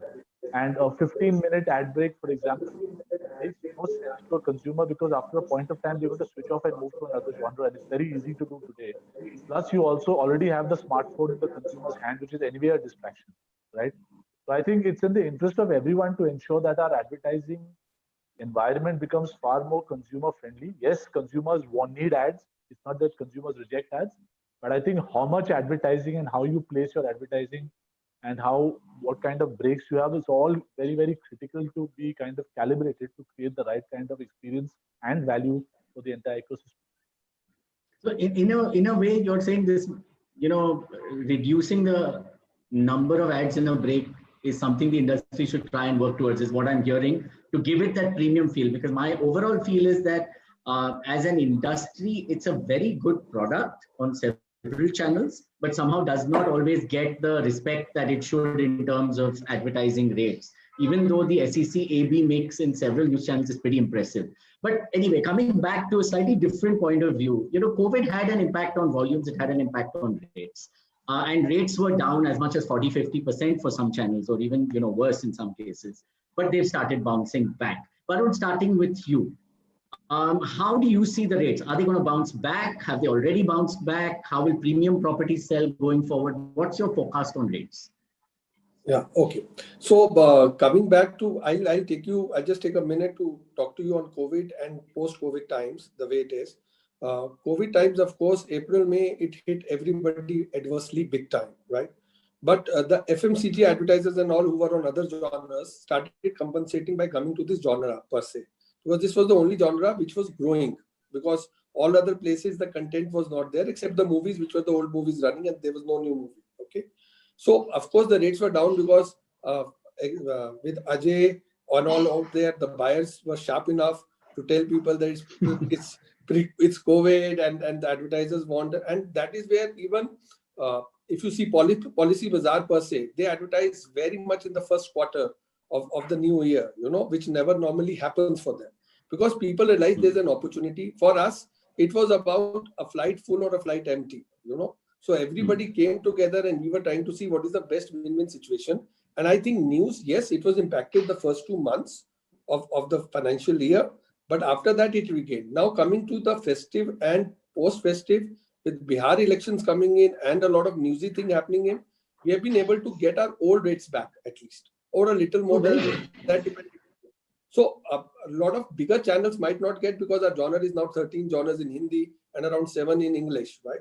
So maybe the leaders still would have not gained the part, but the frequency channels per se are getting their rates back in some order, because they're making a lot of sense to the agencies and the advertisers in terms of the CPRP mix or whatever they have to put it in. And plus, with 13 channels in a Hindi or a 6-7 in English, the competition has become so fierce that somebody's taking the cake, and maybe the top end of the pyramid, their rates are affected still to a large extent.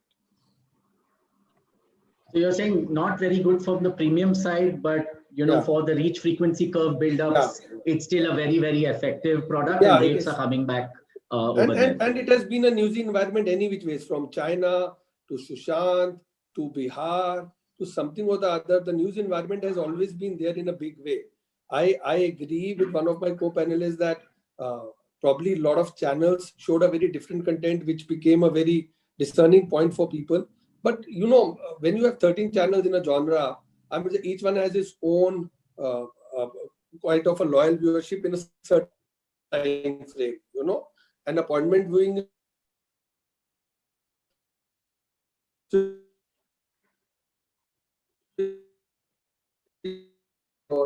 we changed our strategy in the COVID times. We are not into Sushant Singh. We are into all other big issues which are there. So we took that as an opportunity also, because you were reaching out to a large audience who was sitting at home and might consume your channel, which otherwise they would have not consumed news at all because of the busy schedule they were in. No, very, very true. And this really brings me to a very interesting part of the thing, which is that if I were to ask this to Ajay again, and Ajay, you've been there for so many years, right? And you've bought more news than most other people on earth.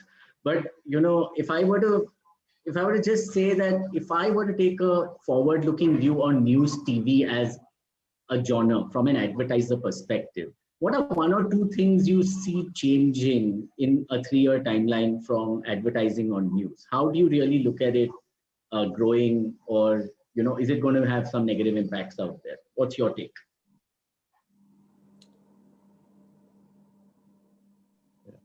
You have to forget to unmute yourself once in a meeting. It's the rule.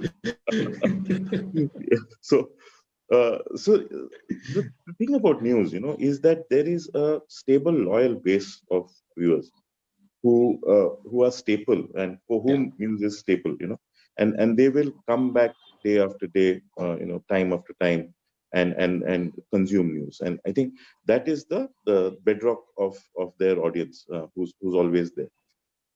COVID, in a way, was a big blessing for the news channels, because the GECs were lacking content, fresh content, and we've spoken lots about this, and therefore, and there was lots to see, and authenticity was important, and therefore TV news channels, and newspapers also suffered because they were not getting into households, and all of it, I think all the stars got aligned, and news definitely did very well. And there were 2-3 additional things which came into play. One was from a very high prime time viewership, you also had the entire day coming into play. I think that was another big change which came into play. And the other was the viewership amongst women also went up during that time.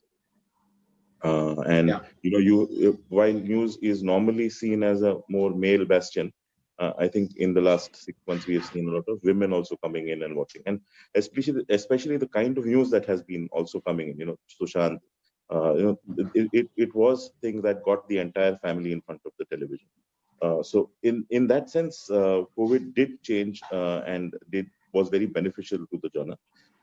One or two things which are really changing are, I think one is appointment viewing is coming into play, which wasn't there earlier. So earlier a news channel just sold out TRPs and day parts or whatever. But however, now you do have some shows which command a premium as appointment viewing specific shows. With news channels having recognized this and having actually benefited in terms of pricing using this appointment viewing phenomena on news, I think there will be a lot more of that coming up, and possibly through other parts of the day. Right now, it's largely prime time, 9 o'clock is where the appointment viewing shows are, but there is likelihood of that changing, because I think it's a very good opportunity. The other opportunity I do see is broadening the audience base, and the benefit has been seen in the past, in the last 6 months, 8 months, or where we've had other members of the family coming and watching, and that is something possibly that the news channels may want to think about. Is there some kind of content that can also bring stickiness from another set of audience and not just the male of the house? And therein, I think, are two opportunities that news channels are likely to take up having learned in the last 8 months that there is a possibility of it getting better in this sense. So to me, these are the few things that will change and will help the news genre grow better in the next 2 or 3 years. Very, very interesting, Ajay. Appointment viewing and growing the kind of audiences we're reaching out to, and maybe an opportunity for news channels to tweak their content strategy to appeal to that larger family audience than just the male audience. Interesting. Anand, I'm putting you in a spot over here. Is news, when you look at it, is about 10% of viewership, and it generates maybe 15 to 17% of total ad revenues for the sector. Today, do you believe news is over-indexed or under-indexed on revenues? And what do you think the overall potential could be? Yeah. Look, I think the importance of news that we've seen, or I would say importance translated into consumption of news, has been significantly high during the last 6 months, largely because of COVID, and then the way certain stories were taken and converted into broadly entertainment, I would say, targeting the family. So what Ajay was talking about has been happening, right? We've seen more and more news content starting to become, very, very intentionally more universal and trying to appeal to different segments. Look, I think the nature, I don't think, news as content is never going to go out of the window, ever. It's always going to be important for us because as human beings, we're going to be curious. We want to know what's happening. We will always be interested. And in different parts of the country, right, from whether it's interest in politics to interest in sports to interest in current affairs, there are different pockets of consumption. So I think what's changing is the way people are consuming news. So if I look at the news television genre, right, and if I look at what's happened to, let's say, the English entertainment and the English movies genre on television, as consumption of this content moved to the digital space, we have seen that the consumption, both from a viewership and therefore from an advertiser perspective, has declined. So I think with English news channels, and honestly, this is where building a product that is clearly differentiated and is able to add value over and above what a digital platform can, to my mind, will determine how long this genre actually exists and whether they're able to over-index on. Because the truth is that if I have to pay a premium for an English entertainment channel, I'm paying a premium for the audience, not for the content or for the channel. But I can target those same premium audiences very smartly on digital and possibly more effectively as well, because I can measure ROI quickly. And I think that if we don't change the nature of how English news channels position themselves, their content, and what they offer uniquely, I fear that actually they may be over-indexed today and they'll start seeing a decline in ad revenues because it will start moving to digital very, very quickly in a country like India, which is rapidly becoming digitized, right? If we come to language, I think there is still a lot more play because, yes, I think language content and language consumption of news is still picking up slowly, but it is happening, right? So if you look at platforms like Daily Hunt, languages, right? A lot of consumption is going there. We've seen the impact on print. We've seen a significant impact on print. And what is that? Print was also news consumed vociferously by this same audience. They've moved to digital. Now, if I start getting more and more digital Hindi or Tamil or Telugu news content on the digital platform, which is also live, and the way broadband connectivity in this country, the costs are so low and it's penetrating so deeply, over a period of time, albeit slower than English, I think the same thing will happen in the language news space as well. So I think they still have a longer runway, only because this country will take time when it comes to tier 2, tier 3 markets to gravitate to language news online. But I think there's a significant risk for the news genre on TV in this, given the context of how digital is taking over consumption. And therefore, I think let's put this to the test. Yeah, sorry, go ahead. Let's put this to the test, Anand. We have two marketeers here, right? So Prachi, your take on this very important thing. How will your mix be between digital news and TV news going forward? What changes do you expect? What we have experienced as a brand right down from the lockdown is basically most of us actually moved to digital content, and actively so. Look at the numbers, like these are mind-boggling numbers. Half the country at this point of time is actively using internet. 45 crore smartphones out there. I mean, what else do you want? How do you actually refuse to look at such strong numbers and say that, okay, I'll not address this crowd over there? These are hard fact stating numbers. And I mean, look But at Prachi, the whole safety, the fake news, the stuff that I'm coming to happens that. on digital, which is not I'm coming to No, that. no, no, no, I'm no, coming no. to that. I think Varun here mentioned very strongly about the content that they were putting out, right? And what is it that they were completely avoiding? And this is exactly what a brand like me would like to avoid.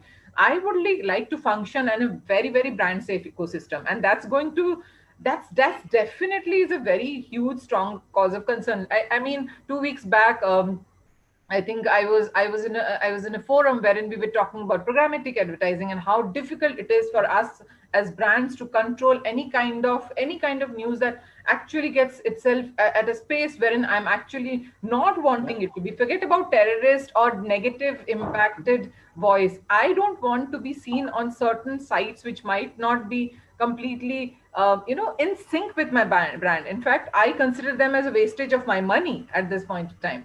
So I definitely, as a brand, would want to be very, very aware of it. What drives me as a brand to be positioned with any kind of, it's a brand sync. Whether it is any news channel or any GEC, I have to be in sync with the brand. A, as a brand, and B, with my campaign objective. That's precisely two Right. things that increases my CPM and decreases my CPT. So that's Right. precisely what I would be looking forward to. And those are the two asks on table. None of us as marketers, I don't think even Samir as a marketer would have any other major objective other than the revenue conversation. So these are two spaces which definitely is on table first. The second is, of course, what you mentioned. I definitely want to be in an ecosystem which gives me a safe space to operate. A question which came on table while we were operating in the entire space was, where does the where whose responsibility it is if you are not a brand safe environment? Is it the agency to be hanged, or is it the brand to be hanged? Come on, at the end of the day, it's the brand name. We are operating on this side of the table, you are operating on that side of the table.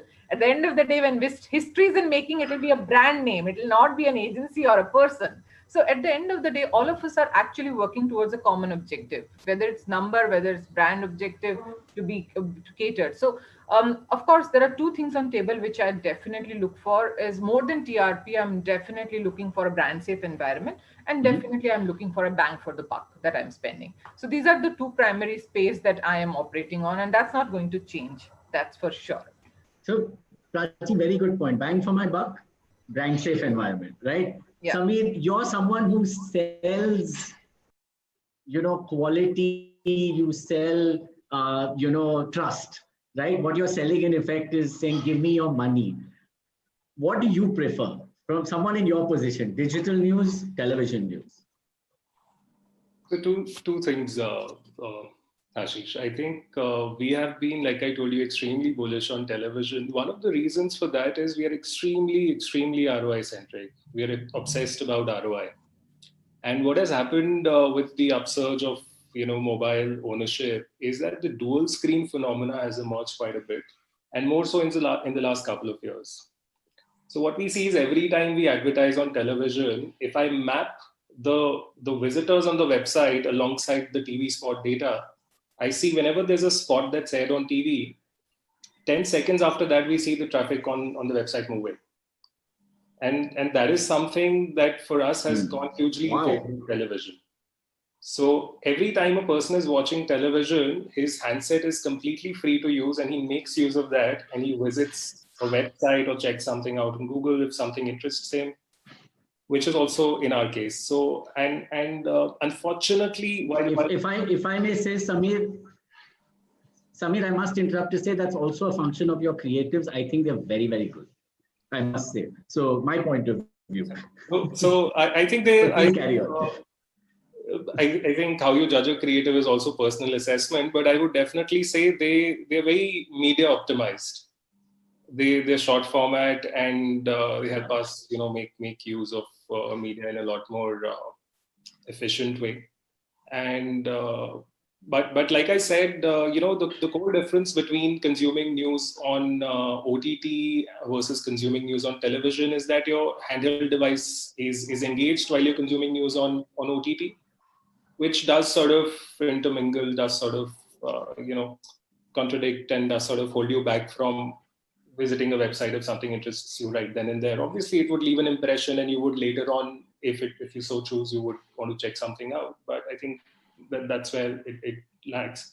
Also, another point of view, I think while Samir, very Sorry. interesting point. I just want to go a little deeper into what you just mentioned. So what I'm hearing is that while I'm watching TV, if I like an ad, I can always take my phone out and do something there while continue to watch TV, which is my primary objective, is to get the news or to watch entertainment or whatever. Exactly. See, TV viewership in the last few years has become a lot more passive than it earlier was.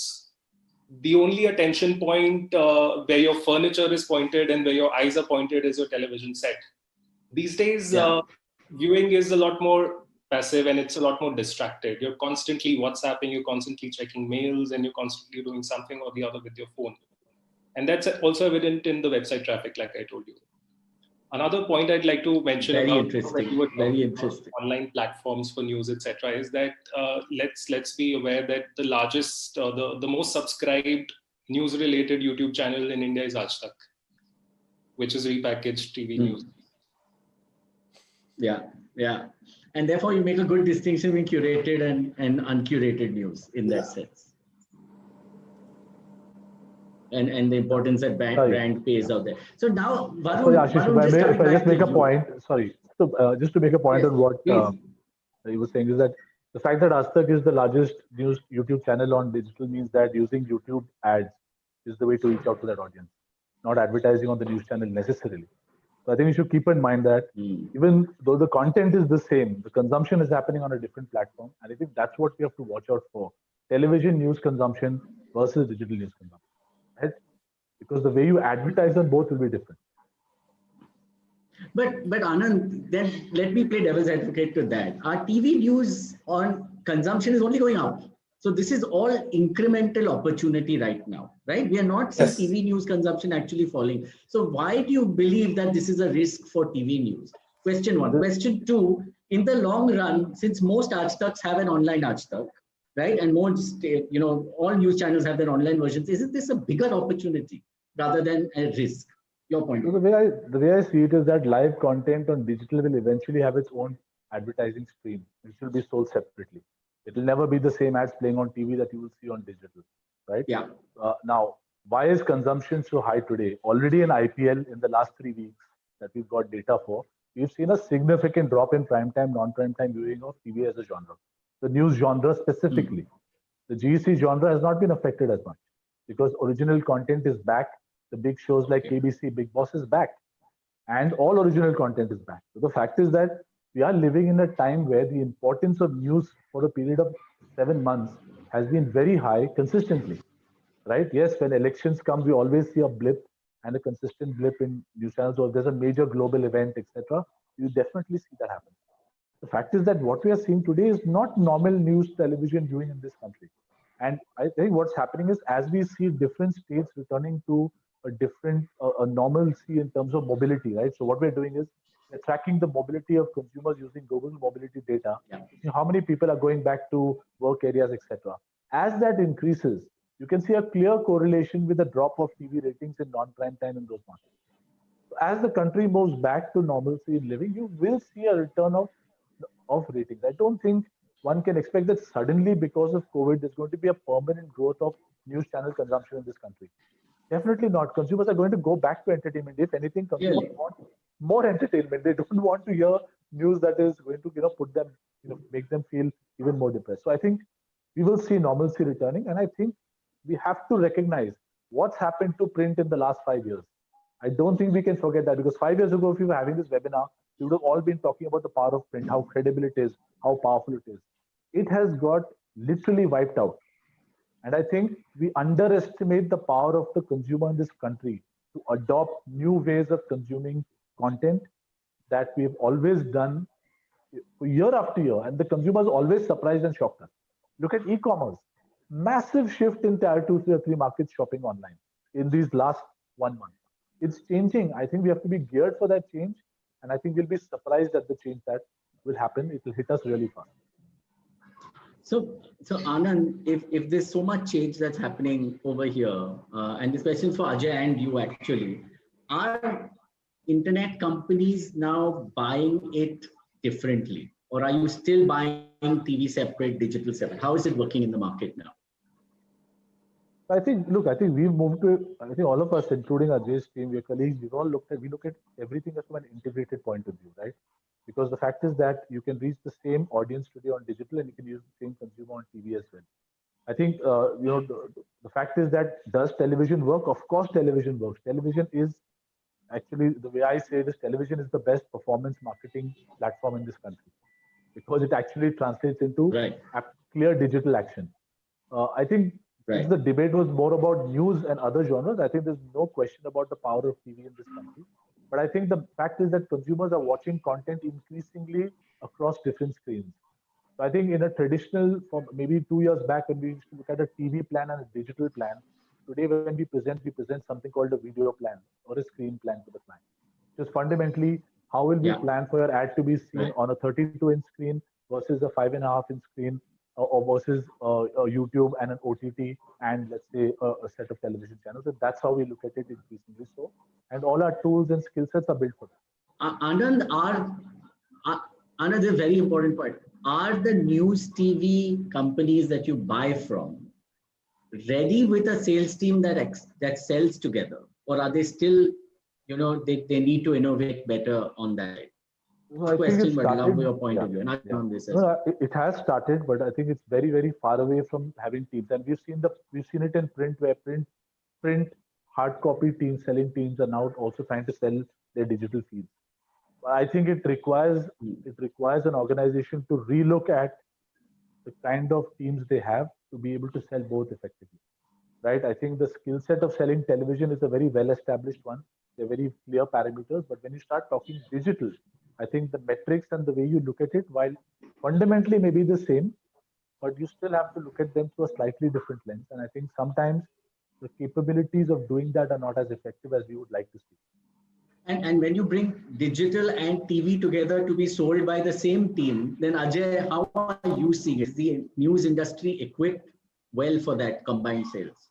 And Varun, I'm going to come to you after this to ask you. No, so I think TV news companies are moving in this direction. More and more, you're seeing integration, trying to integrate at various levels. So it is very it is happening at an agency end. We are looking at it as a consumer, and it's kind of seamless. There's a consumer journey. Where is the consumer on that journey, and what is the most relevant at that point of time, really? And that's the way we're trying to work. And I think Andy made a very, very strong point about the creative that you run on each of these media. I think that is very, very important. The way you use the media is extremely critical. For years, we have seen GRPs and search trends following the same kind of trends. This has been there for years, and television definitely adds in to digital, like even Samir was talking about. So what is that communication that will draw the audience in and attract them is what you possibly need here on digital. While that is also important, being shorter, because people's time attention span is a lot lower because they can move to something else. And like Samir was saying earlier, they actually are there for another reason on that same instrument, and therefore to get them to divert their attention to something else is a little bit more difficult. So you need to use these media effectively, and the truth is that you need to use both of them. It's not an either or. Both are extremely important. Both will remain. Television though might see quite a few changes going forward. So you have the subscriber model suddenly coming up, and like Andy's saying, these things they suddenly take a life of their own and start moving forward, and that might change things a little bit going down the future. So, Varun, coming to you with the last question before we head into the wrap up. How are you seeing the new environment? What are the challenges you're facing in digital plus TV sales? How does it work for you? I don't see it as a challenge. I see it as an opportunity, right? So the content that we were creating for television, which was the broadcast media, we tweak it a little and put it on our digital mobile sites, which earns us an extra revenue. We make speciality for OTT platforms, which creates another revenue. So from the same set of audiences or the teams that we have three different models running together. Now, I'll just take a point to elaborate what I wanted to say on what Prachi also said. There are X news channels which have grown considerably with the kind of news which was sensational, right? I have at least seen 12 top brands avoiding those platforms. So news as an organization will also have to reinvent as per what the brands want. So that was missing earlier. I see a lot of this happening in COVID, because in COVID, a lot of people gave a lot of thinking towards brands, which was missing earlier. Earlier, it was all dal chawal and everybody was advertising everywhere or to a large extent. Now, I 100% agree with what Anand has been telling, that news channels, a lot of people have their views of good, bad, ugly, whatever. But I feel over the next 4-5 months, you will see news as a genre evolving completely. I'll give you a small example, like a 2 to a 4 slot in the afternoon is for women. We are going to extend it to 6, So we want to get more audiences coming in, and they have a certain specialized type of news that they want. And it works big time for us in terms of even creating a non-prime time news into an afternoon prime time slot per se. So evolution of a medium will happen. But I'll give you a small example of my own, which happened during the COVID time. Every day I used to get at least 100 videos from my friends or fraternity or people asking, is this authentic or not? So till a legislation doesn't come on digital, people will still not believe in the, like a small video of a today. Varun, you had to say that. You have no choice. I just want to complete today's video, which will fetch you, where people said that in a Pakistan legislation, people were chanting Modi, Modi, Modi. They were not talking Modi, Modi, Modi. They were talking voting, voting, voting. That's what digital does. So I'm saying till a legislation. So your role as is more of curation than anything else, is what I'm seeing right? Therefore the value for curation is higher. But sorry, Varun, we are running out of time, so I'm going to ask you one final small question. I want an answer in one sentence on this. Okay. CPRP, as your reach has grown, right? Yeah. Your audience universe has grown. Your CPRP will become just so bloody attractive right now. Yeah. All right. But do you think you should be sold on CPR? No, I don't. Is it time to move to effective rate? Is it time to move for CPT? What's the thing from you? All the models are existing simultaneously, but we are more on the effective rate phenomena still than the CPRP. The day we get into a model where it's a paid subscription model, then we will get into CPRP model. Got it. Okay, I think we're out of time. So I'm going to ask all of you to, in one sentence, give me my final, final kind of comments from your side to say, what's your mantra for the next 12 months? So Prachi, starting with you, how are you going to look at the news television piece in the next 12 months? I'll take a cue from what Andy was already mentioning. I think I, as a brand or an advertiser, would like to have a package solution, and it should be media agnostic. At this point of time, what I'm looking for is a one-stop shop. And that should be that is the ask on the table, and that should be completely met with the requirement from both the broadcasters as well as the buying agencies. I think that should be met as a requirement from that. So a lot of innovation required in putting together package solutions. But would you be willing to deal directly with broadcasters for that, or would you still put agency? I'm not going to answer it on this forum. I was so hoping you would say that. But anyway, Sabi, your point of view.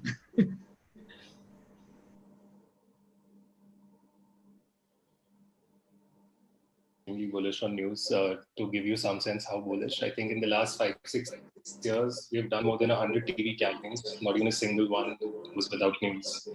I think this would be the way going forward. I think what I do expect is that, like Ajay mentioned, most of the news is sort of centered around and sold around and packaged around the 8 and 9 p.m. nighttime slots. I do wish the channels would create a few more slots like that throughout the day as well. I think since COVID, a lot of people who earlier used to advertise only prime time, myself included, have started advertising non-prime time also. So I think instead of run-of-the-mill news broadcasts around those times, maybe some curated and special focused time bands would sort of help drive the non-prime time viewership as well. Interesting. And I think very good inputs over there. Ajay, how would you look at it? Next I 12 think months for news. in the next 12 months, news will be in the news.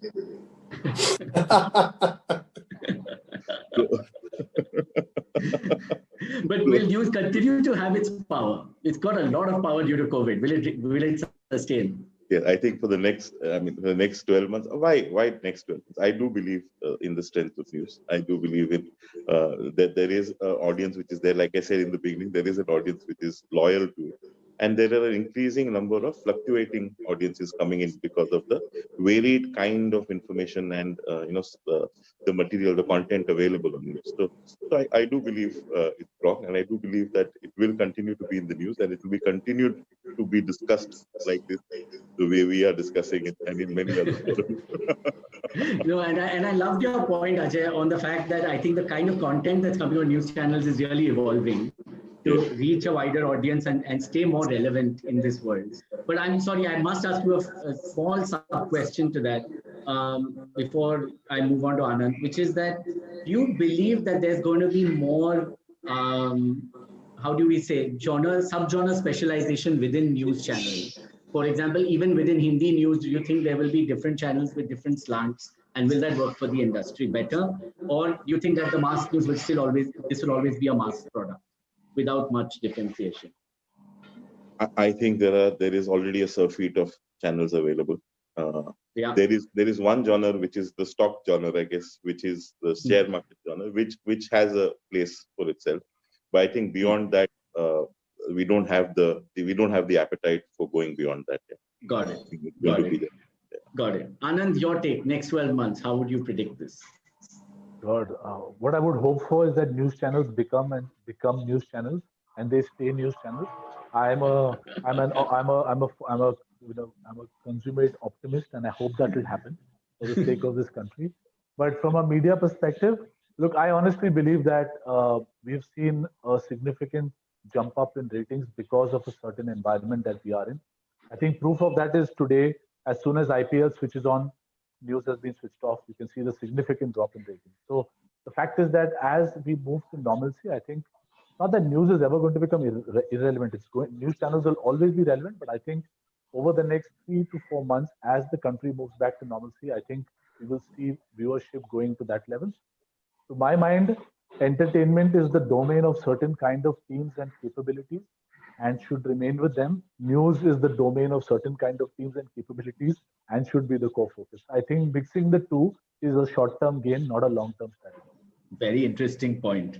Varun, as the only representative from the genre being discussed, amidst the sea of your stakeholders, I'll ask you to wrap up with your trends for the next 12 months. See, the news will be relevant for the next 12 months or till 2024, 2028. That's a topic which we'll discuss every now and then.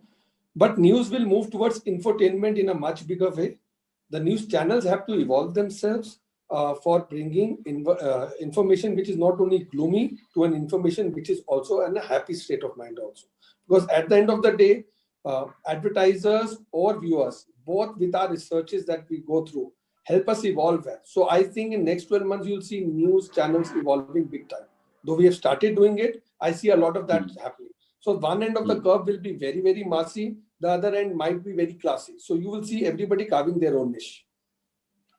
But there, you're saying there's a place for a classy news channel on TV, or is that a digital product? But there is a place provided people want to experiment with it. See, with COVID, majority of the news channels that I know have experimented a lot with the content, how the content needs to go and all.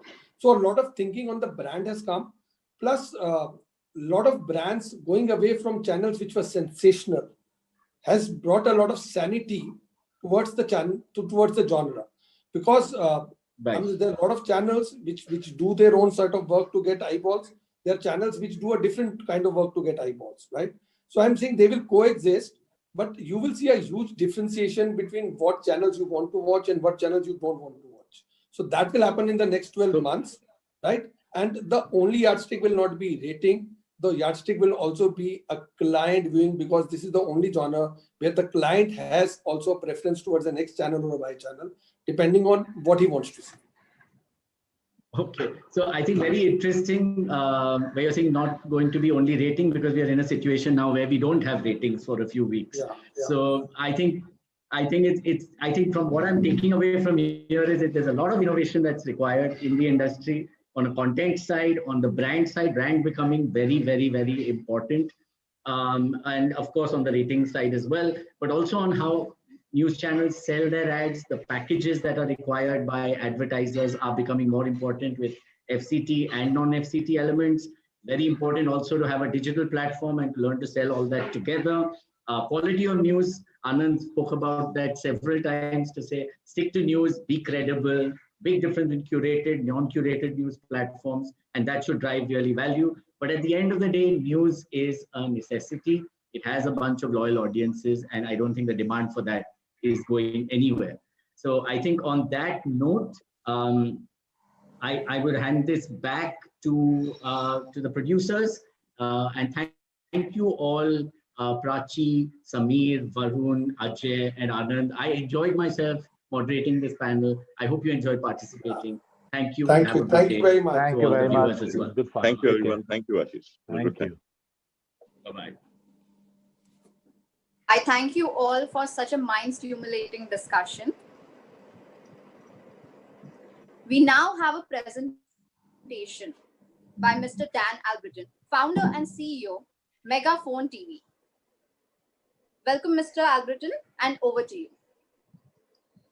Here, I'm going to come in here a second, Dan, before you start. A big welcome to you, Dan. You're in Atlanta, right? Yep, just outside of Atlanta, that's right. Fantastic. Good to have you here. And the reason we got you on board is because these are tough times for the news industry, and there can be news solutions which can be found wherein news channels can monetize them better.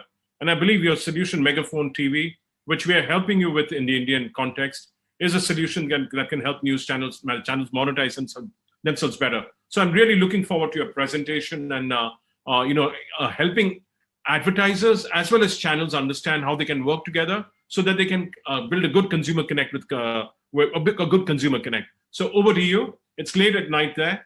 I won't speak a lot. It's over to you now, Dan. Thank you. Yeah, welcome everyone. I'm here on the east coast of the U.S. It is currently 3:30 a.m. So this is a very exciting morning for me. Thank you for having me. And to follow on with actually what the previous presenters were just saying in the very end, I do like the idea of better news in 2021. Boy, we could use that.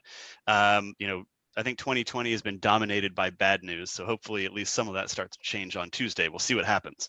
But in the world of, and as our previous panelists said, news needs to be entertaining, sometimes needs to be uplifting, needs to have a digital component. And actually one of the things that we really think about a lot is that the news should involve the viewer. We are, for the last, let's say 100 years, we've been in the era of broadcast, where I am speaking to you as I'm the broadcaster, I'm speaking to you, the audience, and it's a one-way communication. With the advent of these devices and many other things, we can now have a two-way conversation. I can get things back from the viewer, and I can have a new relationship with the viewer in a digital context, and that's where Megaphone comes in. So Megaphone is a viewer engagement platform, and nobody knows what that means because it's something we made up. So what does that really involve? For any live video, whether you're on an over-the-air system or a cable system or a satellite system or any kind of streaming system, we believe that you can have a deeper engagement with the video asset as it happens live. And we do that through 4 or 5 different categories of products, which I'm going to actually demonstrate and you're going to play along with live today. We do things in the first category of maybe polling or trivia, polling or opinion or audience sentiment. The second category would be things like trivia, which can include prediction and also loyalty programs. The third category is social, where we do social media harvest and display and chat. We also do social streaming. So that's, in the social platforms or OTT platforms as well. And the last big thing we do is transactional advertising as part of a broadcast, branded content, of course, but also literally transactional advertising where you can have lead generation during the broadcast itself. This is the vision of Megaphone TV. I'm actually now going to share my screen and we're going to play along with this together. So all of you who are out there, just hang on one second while I share my screen. And you'll notice I'm sharing my web browser but I'm going to hide the fact that this is a web browser. We'll just remember this is in the browser. But all of you out there, please get out your mobile and please go to this URL you see, gomptv.com. Please go there on your phone right now. I'll just give you all a couple of seconds to get connected with me. And we're going to actually play along with live case studies of what it is Megaphone does. So again, please get out your mobile device, go to GOMPTV, the URL you see in the screen here, and we will play along together shortly. So as we're getting everybody to join, I will wait for people to join for a second. And if you can't see my video, if you can't see my full screen video, give me a shout. Let me know if anything's wrong. But if you can see it, again, please get out your mobile device. Go to gomptv.com. So as I wait for a few folks to connect, Megaphone works with broadcasters around the world now. And we work with three main categories of broadcasters. We work in the world of sports. Obviously, live sports is fun to play along with. We work with entertainment programmers, which can include talk shows, game shows, reality shows, competition shows.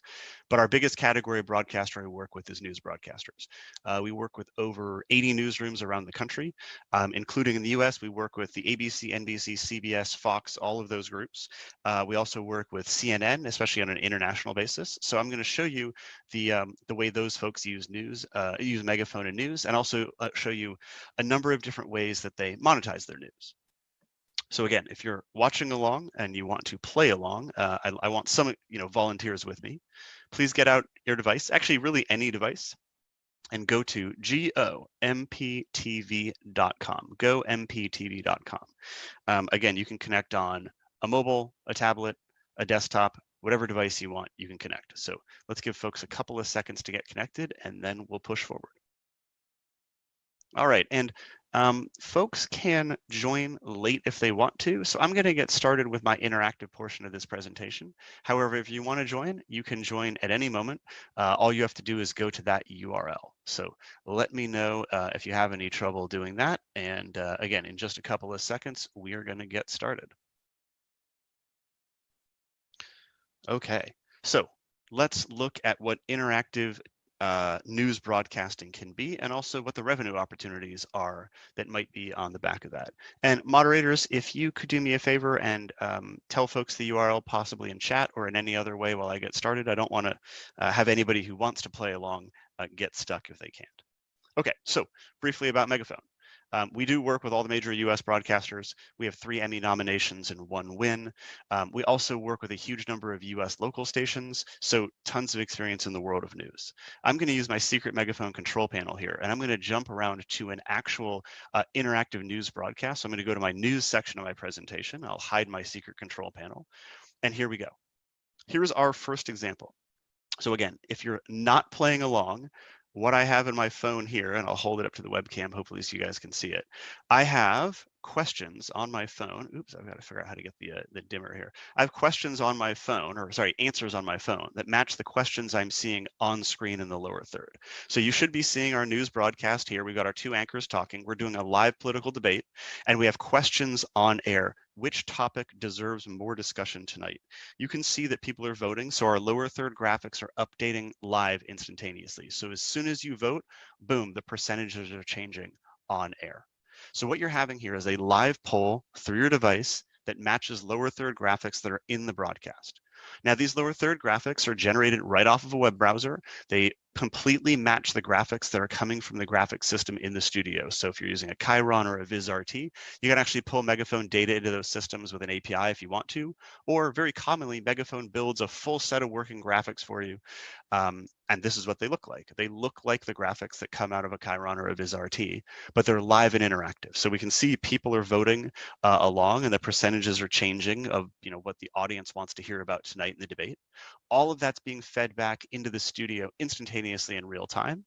And what that means is our anchor here on the right-hand side of the screen during this debate, when the audience voted for the topic that was most important for them, she picked up the stack of questions for that topic and started asking them to the candidates. So this is a political debate where the audience controls what the topic coming up next is for each of the candidates. We are literally participating in the debate in a way that, of course, we could never do before. A very direct, a very clear example. All of this is white labeled, all of it's on brand and controlled by the station itself. The questions in Megaphone are written by the producers, and the technical director there chooses when to bring them on air. Let's look at another example. Also talk about a little bit of content. We spend in the States a lot of time at the anchor desk. Our two anchors are talking, and they're talking about some topic that we've recently run a package on. This is one of my favorite examples. This is a station in Denver, Colorado, here in America. And the mayor's office was trying to figure out why people don't come to downtown Denver anymore. They're having like an urban problem, and they didn't know what the problem was, but people weren't visiting this big downtown open air mall anymore. So the mayor's office chose to spend millions of dollars fixing the downtown lighting, making it look really, really nice. Some of the places were a little dark, maybe a little scary before, spent millions of dollars on lighting. This station then did a report on the mayor's office spending so much money on the lighting downtown, and where did they spend it, who did it, what, which contractors were doing it, where did they put the lights, why, all of that. And over the course of this package report, that was like 3.5 minutes, they asked the audience, why don't you visit downtown anymore? Well, the answers came in, and in real life, nobody voted that lighting was the problem. Almost everybody, about 80% of the people said homelessness was the problem, and about 20% said it was parking costs. And so these two anchors were very surprised, and they said on air, because they of course did not know what the results of the poll would be ahead of time. They said, wow, look at this. People in Denver don't actually care about the problem that the mayor's office is trying to solve, the lighting, and the mayor's office doesn't care about the problem that people in Denver care about. This was in a non-election year. And so of course there was no polling on lots of different topics. And so this station now had a statistical report and a video asset showing that the mayor was solving things the people didn't care about. So the next day after this vote happened, they sent their reporters back down to the mayor's office and said, hey, Mr. Mayor, we have a report. You're actually focusing city money on the wrong things. What do you have to say for yourself? And now they have a follow-up piece of content, because the audience vote became the primary piece of content. And now the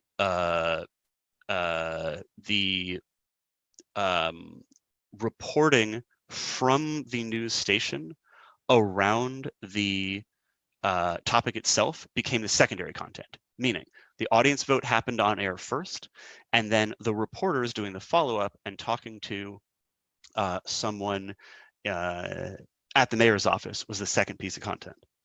Now, I'm hearing in the background from one of my colleagues that we're going to have a pretty large delay on this call. So I realize that some of you actually may be hearing me like in the past, and I'm in the future for you, and the interactivity that you're seeing in the broadcast may not perfectly sync up with what's on your phone. That's actually a problem that we're well aware of, and this is actually something that happens in the world of streaming a lot. If most of you, I'm sure, work in television, as you're probably well aware, you can have a delay on over-the-air broadcasts of maybe 3 or 4 or 5 seconds. You can have a delay in a cable broadcast of maybe 7 or 8 seconds. That's common in the US, or a satellite transmission might be 12 seconds. Strangely, as a native internet guy, I'm always surprised that internet broadcasts have such a long delay. It's actually ironic. That's something we have built a product that's a low latency streaming platform specifically to solve this kind of problem. So if some of you out there are seeing things on your phone that may be delayed or not in sync with what I'm showing you in the video, I apologize for that. That's just the nature of some online broadcasts. Okay. So I'm going to move on from this example. I'm going to bring up my secret megaphone control panel here again, and I think I'll show just one more example. Maybe, sorry, I'm going to show you one more example for our friends over at CNN. So CNN did something interesting I like. During the whole coverage of Brexit last year, they allowed the audience to vote on different options on Brexit all throughout their debates. They would have a discussion where they had experts on for a couple of hours, and they would let the audience at home vote which option they should take in the world of Brexit. And this panel of experts, they had economists, social scientists, legal scholars, and the irony of the experiment was that as the audience voted for whatever Brexit option they wanted, their panelists would explain all the different benefits and problems with that. But mostly there were just problems with it. I mean, as we know, Brexit's a total disaster. And so as we, the audience, were selecting which things that we wanted, we would get explained to us all the problems with it.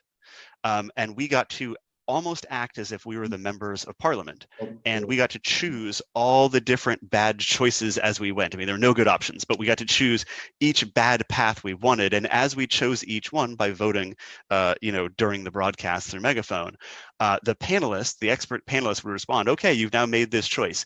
Here is the outcome, and here are the other next bad choice you must make about how it's going to work. It was sort of an interactive way for people to experience what was going to happen in Brexit, even though they were just viewers, not MPs themselves. Okay, I'll show one other thing because I want to show Megaphone's interactive advertising and sponsorship capabilities. So I'll go to my sponsorship and advertising section here, and we'll do that quickly because I want to show what can be done in the world of sponsorship and advertising with Megaphone, and especially can be done in news. I'm going to start in some sports news because it's a nice integrated example, but this can be done in any kind of broadcast. So this is a very popular hockey show in Canada, and I'm just going to use it as an example to show what can be done in the world of Megaphone advertising. So they might say something like, hey, thanks for playing along with tonight's show. We're having tonight's hockey debate. Who should be the new goalie for the Edmonton Oilers hockey team? Cam Talbot, Mikko Koskinen, or someone else? Do us a favor, give us a vote on your phone right now. You've been hearing the debate from our reporters, all through that last segment. And then as people get ready to vote, they're going to throw in, oh, by the way, tonight's show is brought to you by the Aquaman movie. Tonight's interactivity is powered by Aquaman.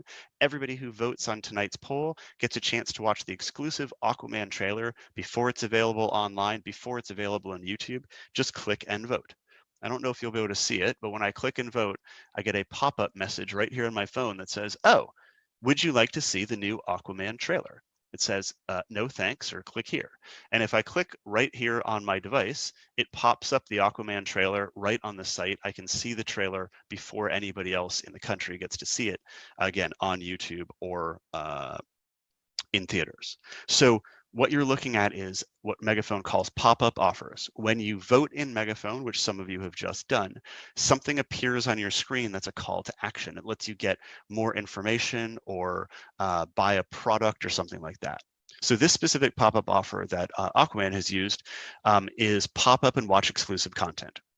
We also have pop up and get a coupon, pop up and enter a contest, pop up and download an app, pop up and click to call a retailer, pop up and do geolocation to be driven to the closest branch of a certain retailer. So in addition to Megaphone focusing on the content side of things, we also focus on the monetization side of things through branded content and direct lead gen through pop-up offers. I will now just leave my presentation in my browser, and I'll go over to, let me just move Zoom out of the way here. I will go over to something that we have available on Megaphone's website right now. So our website is megaphonetv.com, and we have a section for newsroom revenue. So you can just search for newsroom revenue and you'll find us. And here we have examples of newsrooms using Megaphone to generate revenue. So for instance, here's WFAA, a news broadcaster, and they have a Ford sponsorship on one of their call-in shows. This is a sports call-in show. This is the Cowboys football show. So I will actually full screen this, and hopefully you guys can see it. So, they're saying, what should the Cowboys do with our new our new player? Should we pay him, get rid of him, trade him? Okay, it's a sports call-in show with viewers from home, sponsored by a local Ford dealer. If I go down here to another show, we have another sports broadcaster, and they're doing a sports debate show, again, sponsored by another automotive company, sponsored by Kia. If I scroll down even farther, we've got a telecom here. So this is ABC7 New York, their Eyewitness News. They're having an interactive broadcast with polling on all sorts of different topics, sponsored by Spectrum Mobile. It's the big telecom here in New York. And similarly, when I get down here to WVEC, this is sponsored by the telecom and the cable provider, which is Cox. And I'll just jump around to get some of their interactivity up.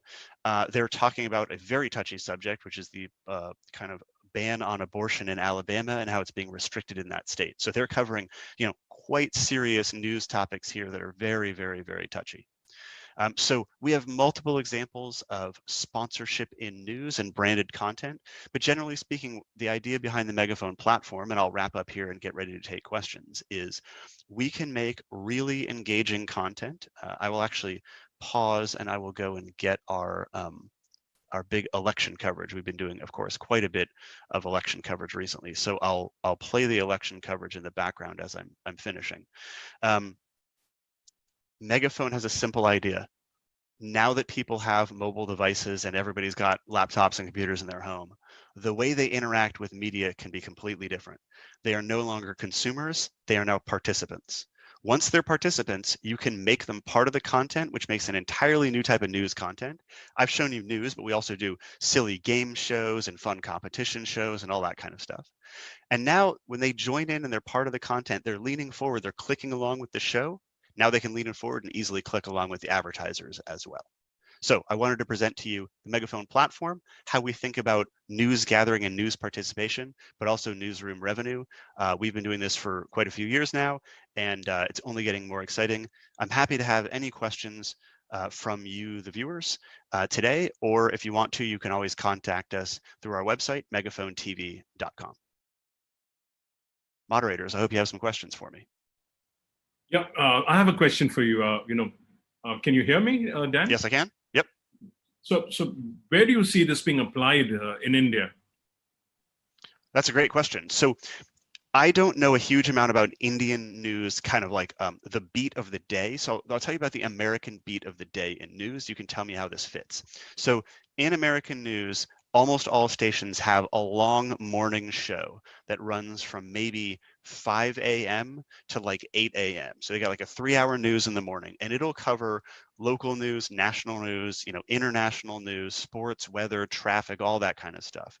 And it's very common that people are going to use Megaphone all throughout that morning news.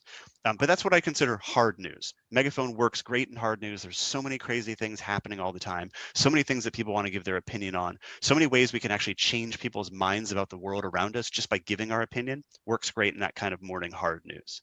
We then move in, at least in the States, we move into usually some lifestyle news. That's usually around 10 a.m. or so. It's a 1-hour show. We call them the more sales-friendly shows. There's a lot more like cooking segments and product segments. There's a lot more sponsor integration, a lot less serious news, maybe totally different anchors, a totally different set. Again, works great there. You can have the audience participate in all kinds of different segments like that. We have some broadcasters that are, hey, what are we going to cook this morning? You guys get to pick the choice there. We traditionally have a noon news, so that's from noon to 1 o'clock. We then have our evening news. We have our first round of evening news from 6 o'clock to 7 o'clock, and then we have another round from 11 o'clock to midnight. Then, of course, on the weekends, we're going to have a lot of sporting news. We're going to have what we call in-depth programming. So especially in America on the Sunday mornings, we have a lot of Sunday morning political debate shows. They're a whole category themselves.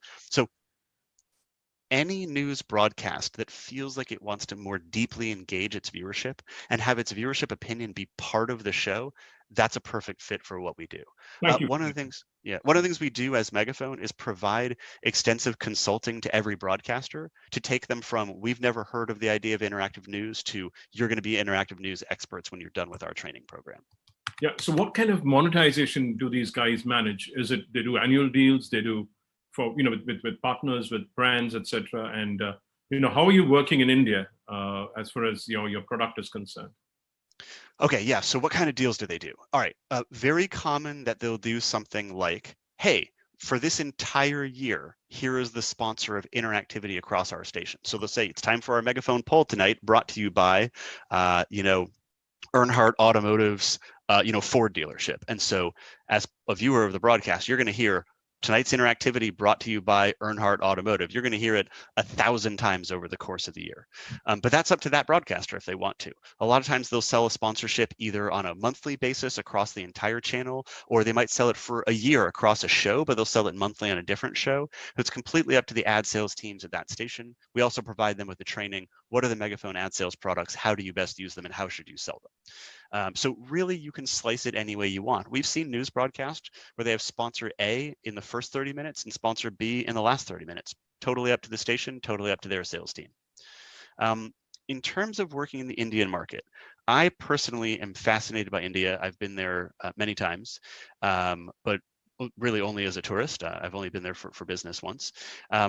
What's fascinating to me about India is the multicultural, multi-language nature of the size and diversity of the country.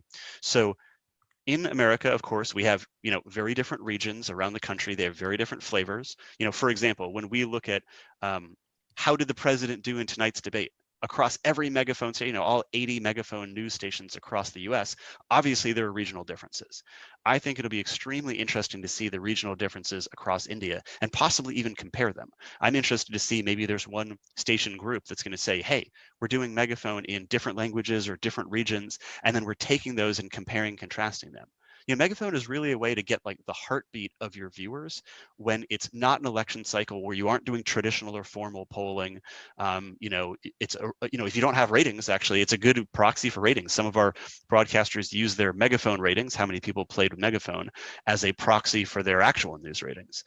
So I think the possibilities are endless, but one thing I'll say is when I've been in India, something that I really liked seeing was that the TV anchors, the tough ones, when they're asking questions to politicians, are really tough. American anchors are so weak. They ask a question, the candidate doesn't answer the question, and they just give up.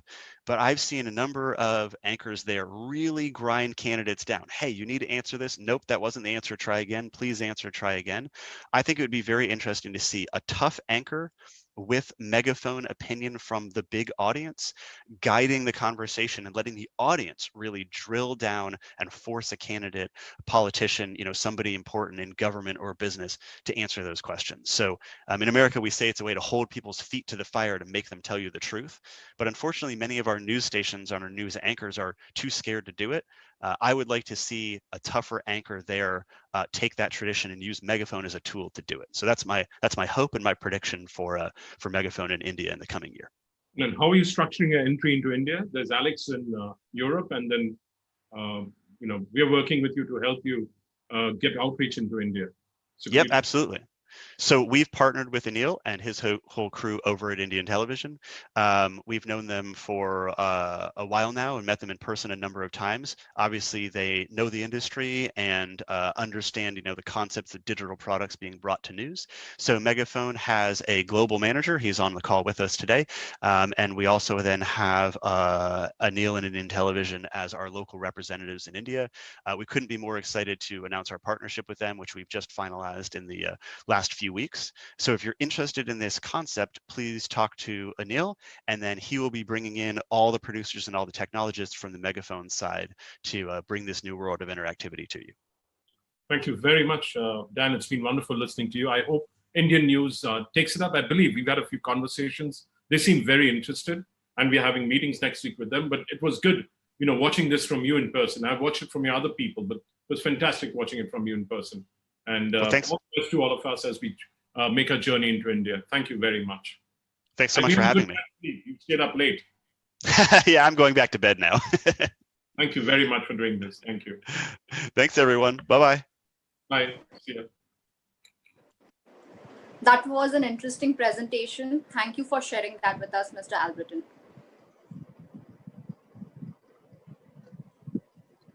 We now move on to the last and final segment for the day, a virtual fireside chat with Mr. Sudhir Chaudhary, CEO and Editor-in-Chief of Zee News, in conversation with Mr. Anil Vanwari.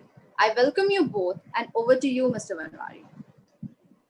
Good afternoon. It's been a very long morning, and thank you to the audience who's been so patiently watching us through the day and who will continue watching us on our social media outlets. And we've had thousands of people watching us on indiantelevision.com. Thank you for watching us and being a part of what we've put out as an eye-opener for the news industry at a time when it's in a very fragile time right now. But nonetheless, onto our session. News anchors are loved. News anchors are hated as well. That's because they're the face on screen who relay the news, the information. Sudhir Chaudhary, however, is another kind of professional, a rare breed. Not only is he the face of Zee News, he's also the CEO of the network.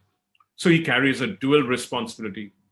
Over the past 2 days, we've spoken to journalists, editors, advertisers, agencies, CEOs, and CTOs of news channels. Now it's a turn to talk to a professional who wears two hats. Welcome, Sudhir. Good to have you here. Thank you, Anil. Thank you so much. Yeah. So how are you doing? What's up? Good, Anil. As you know, every newsroom is a madhouse, and so is Z News. And right now, I'm just sitting next to the newsroom, and as usual, the news flow is fast, and it's loud. It's breaking news, raining all the time. Breaking news right now. What's breaking? So the breaking news is the reaction on the France story right now, coming from all over the world, especially from different cities in India. So there's a very heavy reaction on these killings in France. Yeah, Nice. I've been to that church actually. Okay. So when I get into MIPCOM I go there thrice a year, and I've been in that church, walk past it on Avenue Jean Médecin, as it's called, in Nice.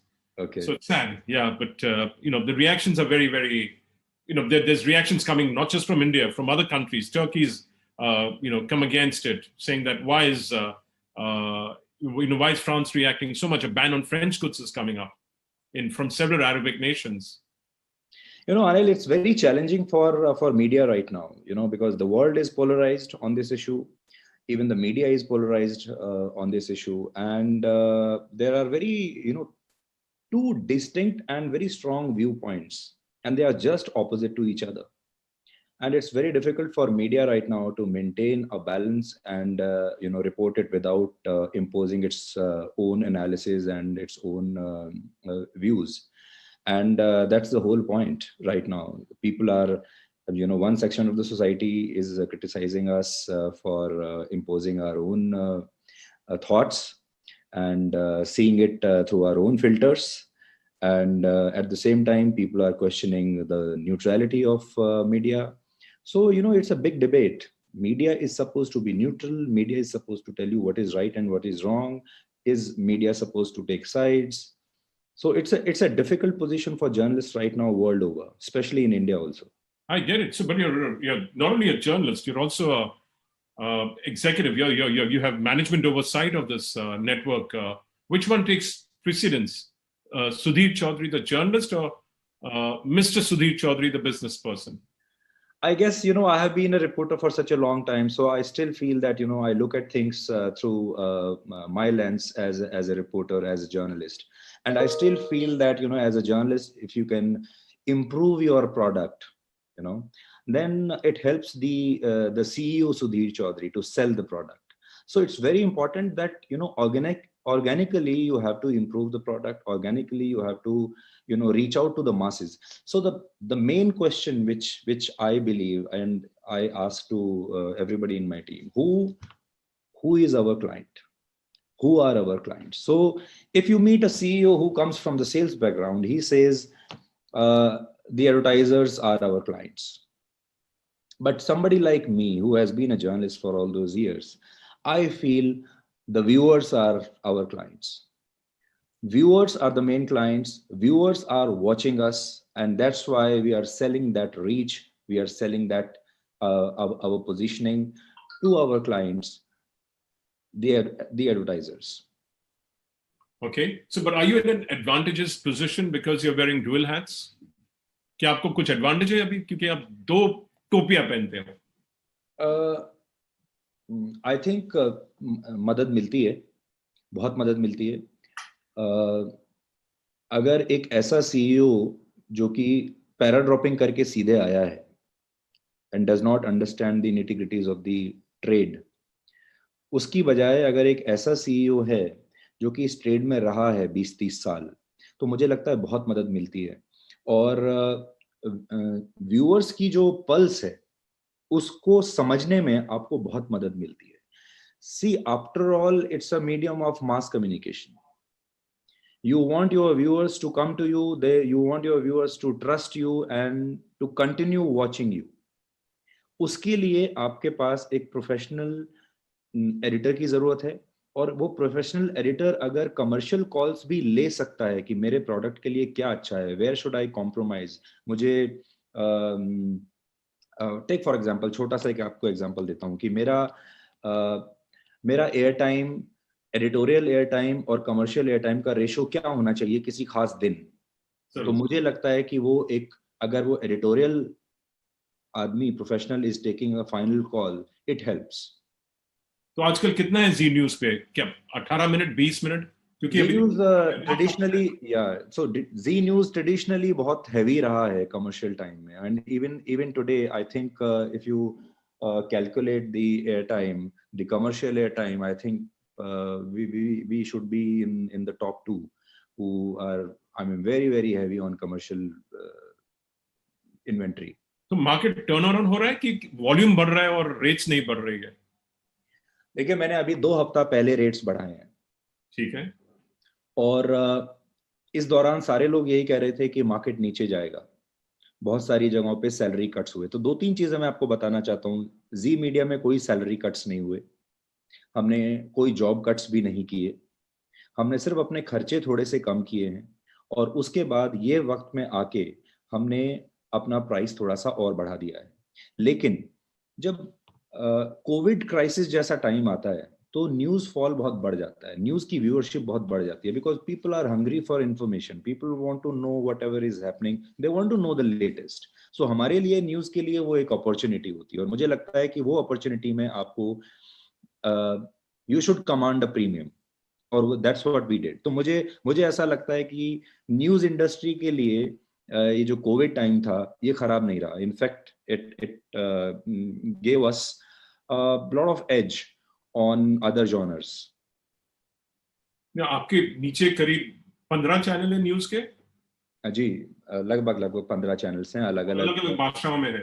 जी। तो आपको advantage भी मिलता होगा selling में, packaging की तरह, जी बिल्कुल, उसका फायदा मिलता है, बिकॉज आप अगर एक नेटवर्क की तरह बेचते हैं अपने प्रोडक्ट को, तो आपकी रीच जो है वो 15 टाइम्स बढ़ जाती है। So it depends how your sales team presents your case when they meet the clients, but yes, definitely I would say that yes, we have a better position while we are selling, because we have a network, and here we must also talk about the digital network. We have a huge, very big digital network supporting the linear network.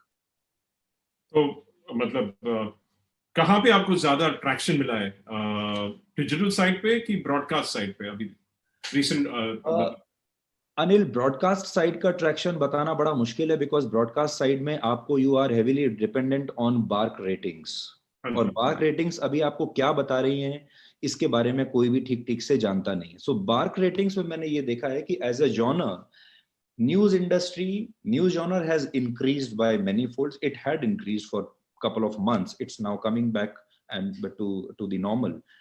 लेकिन digitally हम लोग, आप समझिए कि लगभग 100% बढ़ गए इस दौरान।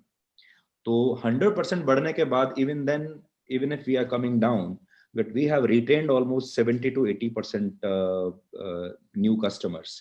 सो डिजिटली बहुत पुश मिला है, लेकिन उसका बड़ा कारण ये है कि डिजिटल प्लेटफॉर्म्स को you can monitor on real time basis, but TV के अंदर ऐसा कोई अभी तक मापदंड नहीं है बार्क के अलावा, और BARC ratings are already being questioned all over. Question नहीं, अभी तो बंद हो गए हैं कुछ समय के लिए न्यूज के लिए, या अभी 12 हफ्ते के लिए तो बंद ही हो गए हैं, तो इस वक्त कहना बड़ा मुश्किल है।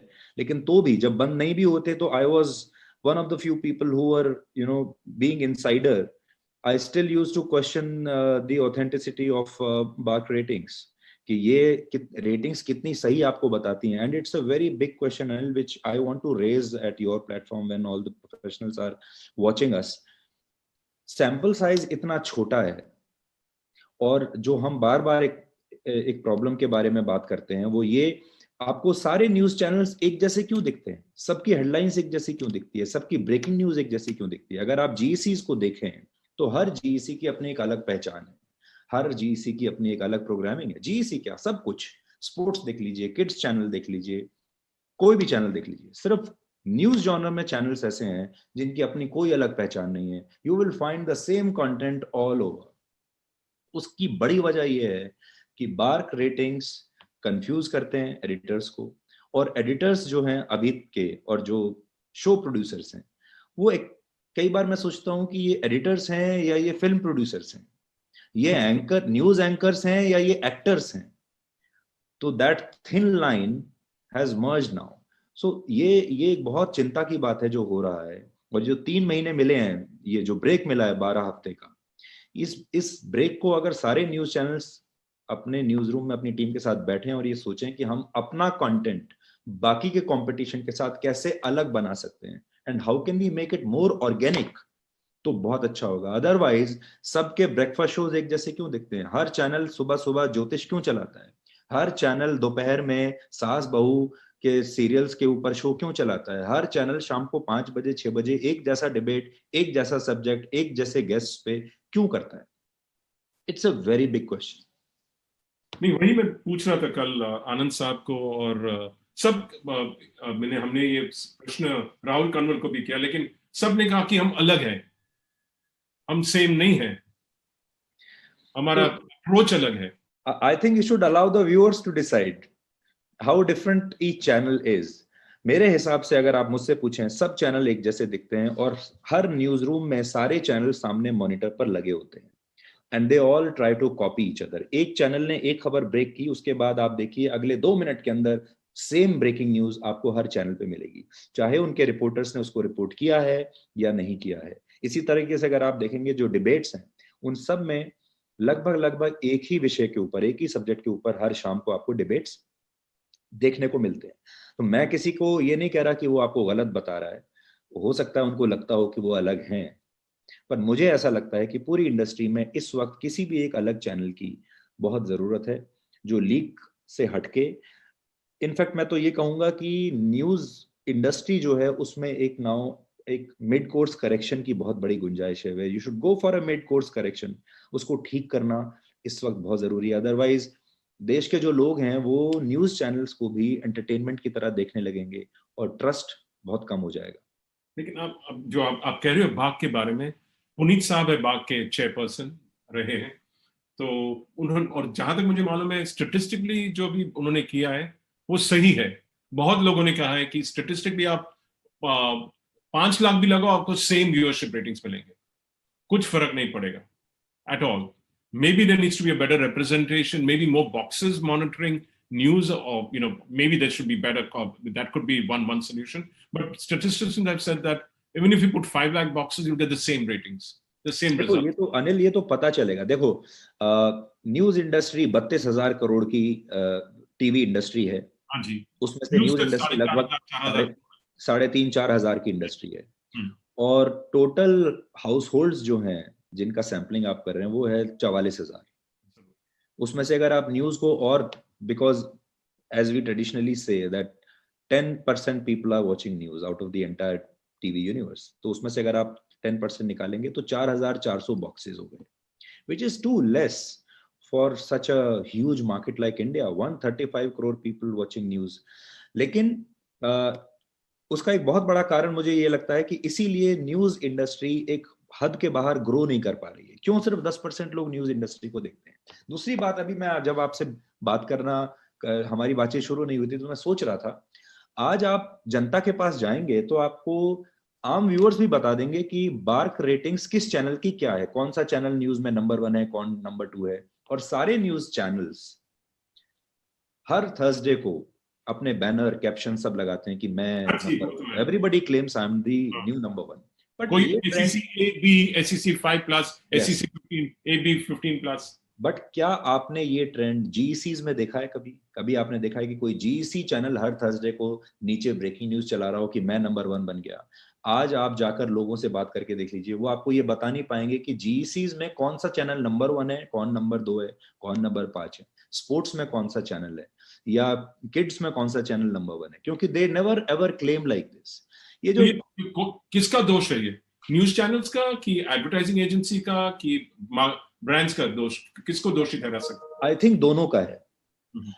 बार्क की गाइडलाइंस हैं कि आप एक हफ्ते की रेटिंग्स को कभी भी अपने चैनल पे फ्लैश नहीं कर सकते। Everybody is doing it. आपने देखा होगा बार्क की गाइडलाइंस हैं कि you need a data of minimum 4 weeks before you claim your position. Every channel does it every Thursday and nobody is stopping them. Advertisers are getting lured by such statements, or advertisers very blindly, when you go to them, rather than differentiating the product, they only ask they only ask for your bark ratings. वो bark rating आपने चाहे ज्योतिष लगा के कमाई हो, चाहे सास बहू लगा के कमाई हो न्यूज के नाम पे चाहे आपने और कुछ करके ली हो bark ratings, it doesn't matter to them. So मुझे लगता है कि मीडिया बायर्स जो हैं उनकी तरफ भी थोड़ी सी और ज्यादा मेहनत करने की जरूरत है. They need to move more organically. They need to study the brand. They need to study the product. मैं कौन सा प्रोडक्ट खरीद रहा हूँ, क्यों खरीद रहा हूँ, उसको कौन लोग देखते हैं. और वैसे भी आपको पता है जब ये रेटिंग्स का पूरा शुरू हुआ था पूरा system, it was for advertisers. It was never meant for viewers. Today all these bark ratings are being used to influence the viewers. वो सही है आपने जो बताया, लेकिन आपने देखा अभी जो पिछला सेशन था, मैं डैन से बात कर रहा था, वहां पे 3:30 सुबह के बजे वो बता रहा था कि नए नए टूल्स अवेलेबल मोनेटाइजेशन के लिए, और आपको खुद का रेटिंग भी मिल जाएगा मेगाफोन के जरिए. तो would that be something that could help you all take up messaging to the advertisers? I think advertisers को भी थोड़ा सा इन्वेस्टमेंट अपना भी करना पड़ेगा, टाइम भी इन्वेस्ट करना पड़ेगा, थोड़े से एफर्ट्स इन्वेस्ट करने पड़ेंगे, और थोड़ा सा if they think it's required then they need to invest in the technology also. But the problem is that there is no single technology which will be acceptable to everyone. So even if I invest in one particular technology to judge my viewership, maybe it will not be acceptable to the clients, the advertisers, and maybe some other channel will start using some other technology. So अगर technology use हो रही है तो then it has to be uniform. जरूर, मैं बता रहा हूँ कि ये मेगाफोन की टीवी के थ्रू आप मोनेटाइज भी कर सकते हो, एंगेजमेंट, इंटरैक्टिविटी है. Yeah, it is very interesting. I mean, we must use the latest tools. Sure. Cool. I completely agree with that. I'll get on a call with you after that. But coming back again, ये जो TRP अभी बंद हुआ है, आपके यहाँ पे advertising agency response ठीक आ रहा है कि बातचीत चल रही है, और आपको क्या लगता है ये जो हॉलिडे मिला है उसके बाद में बदलाव आएगी कि वैसे ही रहेगी हमारी न्यूज की industry? If I look at my experience, I still feel nothing is going to change. If I go by my experience, if I look at as a very optimistic person, and whatever changes we are trying to bring in our own programming here in Z News, मुझे लगता है कि at least हमारा product थोड़ा सा बदलेगा. I will give you one example. जिस दिन ये रेटिंग्स बंद हुई, मैंने अपने शो में लोगों से ये पूछा कि it is a very constructive window of 3 months for us to improve our product. आप हमें बताइए कि आप क्या देखना चाहते हैं. And I invited suggestions. कई हजार सजेशंस आए, मेल्स वगैरह, और उसमें जो सबसे ऊपर जो पहली जो चीज लोगों ने लिखी वो ये था कि हम नौकरी और रोजगार के बारे में जानना चाहते हैं, हम एजुकेशन के बारे में जानना चाहते हैं, हम हेल्थ के बारे में जानना चाहते हैं, हम हमारी लाइफ में अपॉर्चुनिटीज क्या हो सकती हैं उसके बारे में जानना चाहते हैं. And we also like to know about our local heroes, not about Salman Khan and Shahrukh Khan. What about our local heroes? किसी बच्चे ने नीट में एग्जाम में टॉप किया है, या कोई और लोकल किसान है जिसने बहुत अच्छा काम किया है, इस तरह का.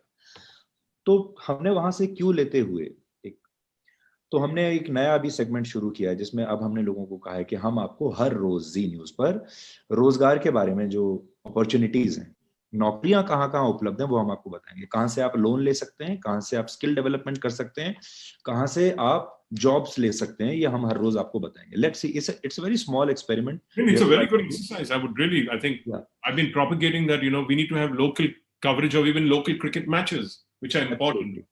So that, and having segments which are local. News पूरे देश को देखता है, और जो सेंटर से रिपोर्ट्स आती है, जो स्टेट गवर्नमेंट से रिपोर्ट्स आती है, उसके ऊपर कॉन्सेंट्रेट करते हैं. हम तालुके पे नहीं जाते हैं बहुत बार, हम लोग तो जाते ही नहीं.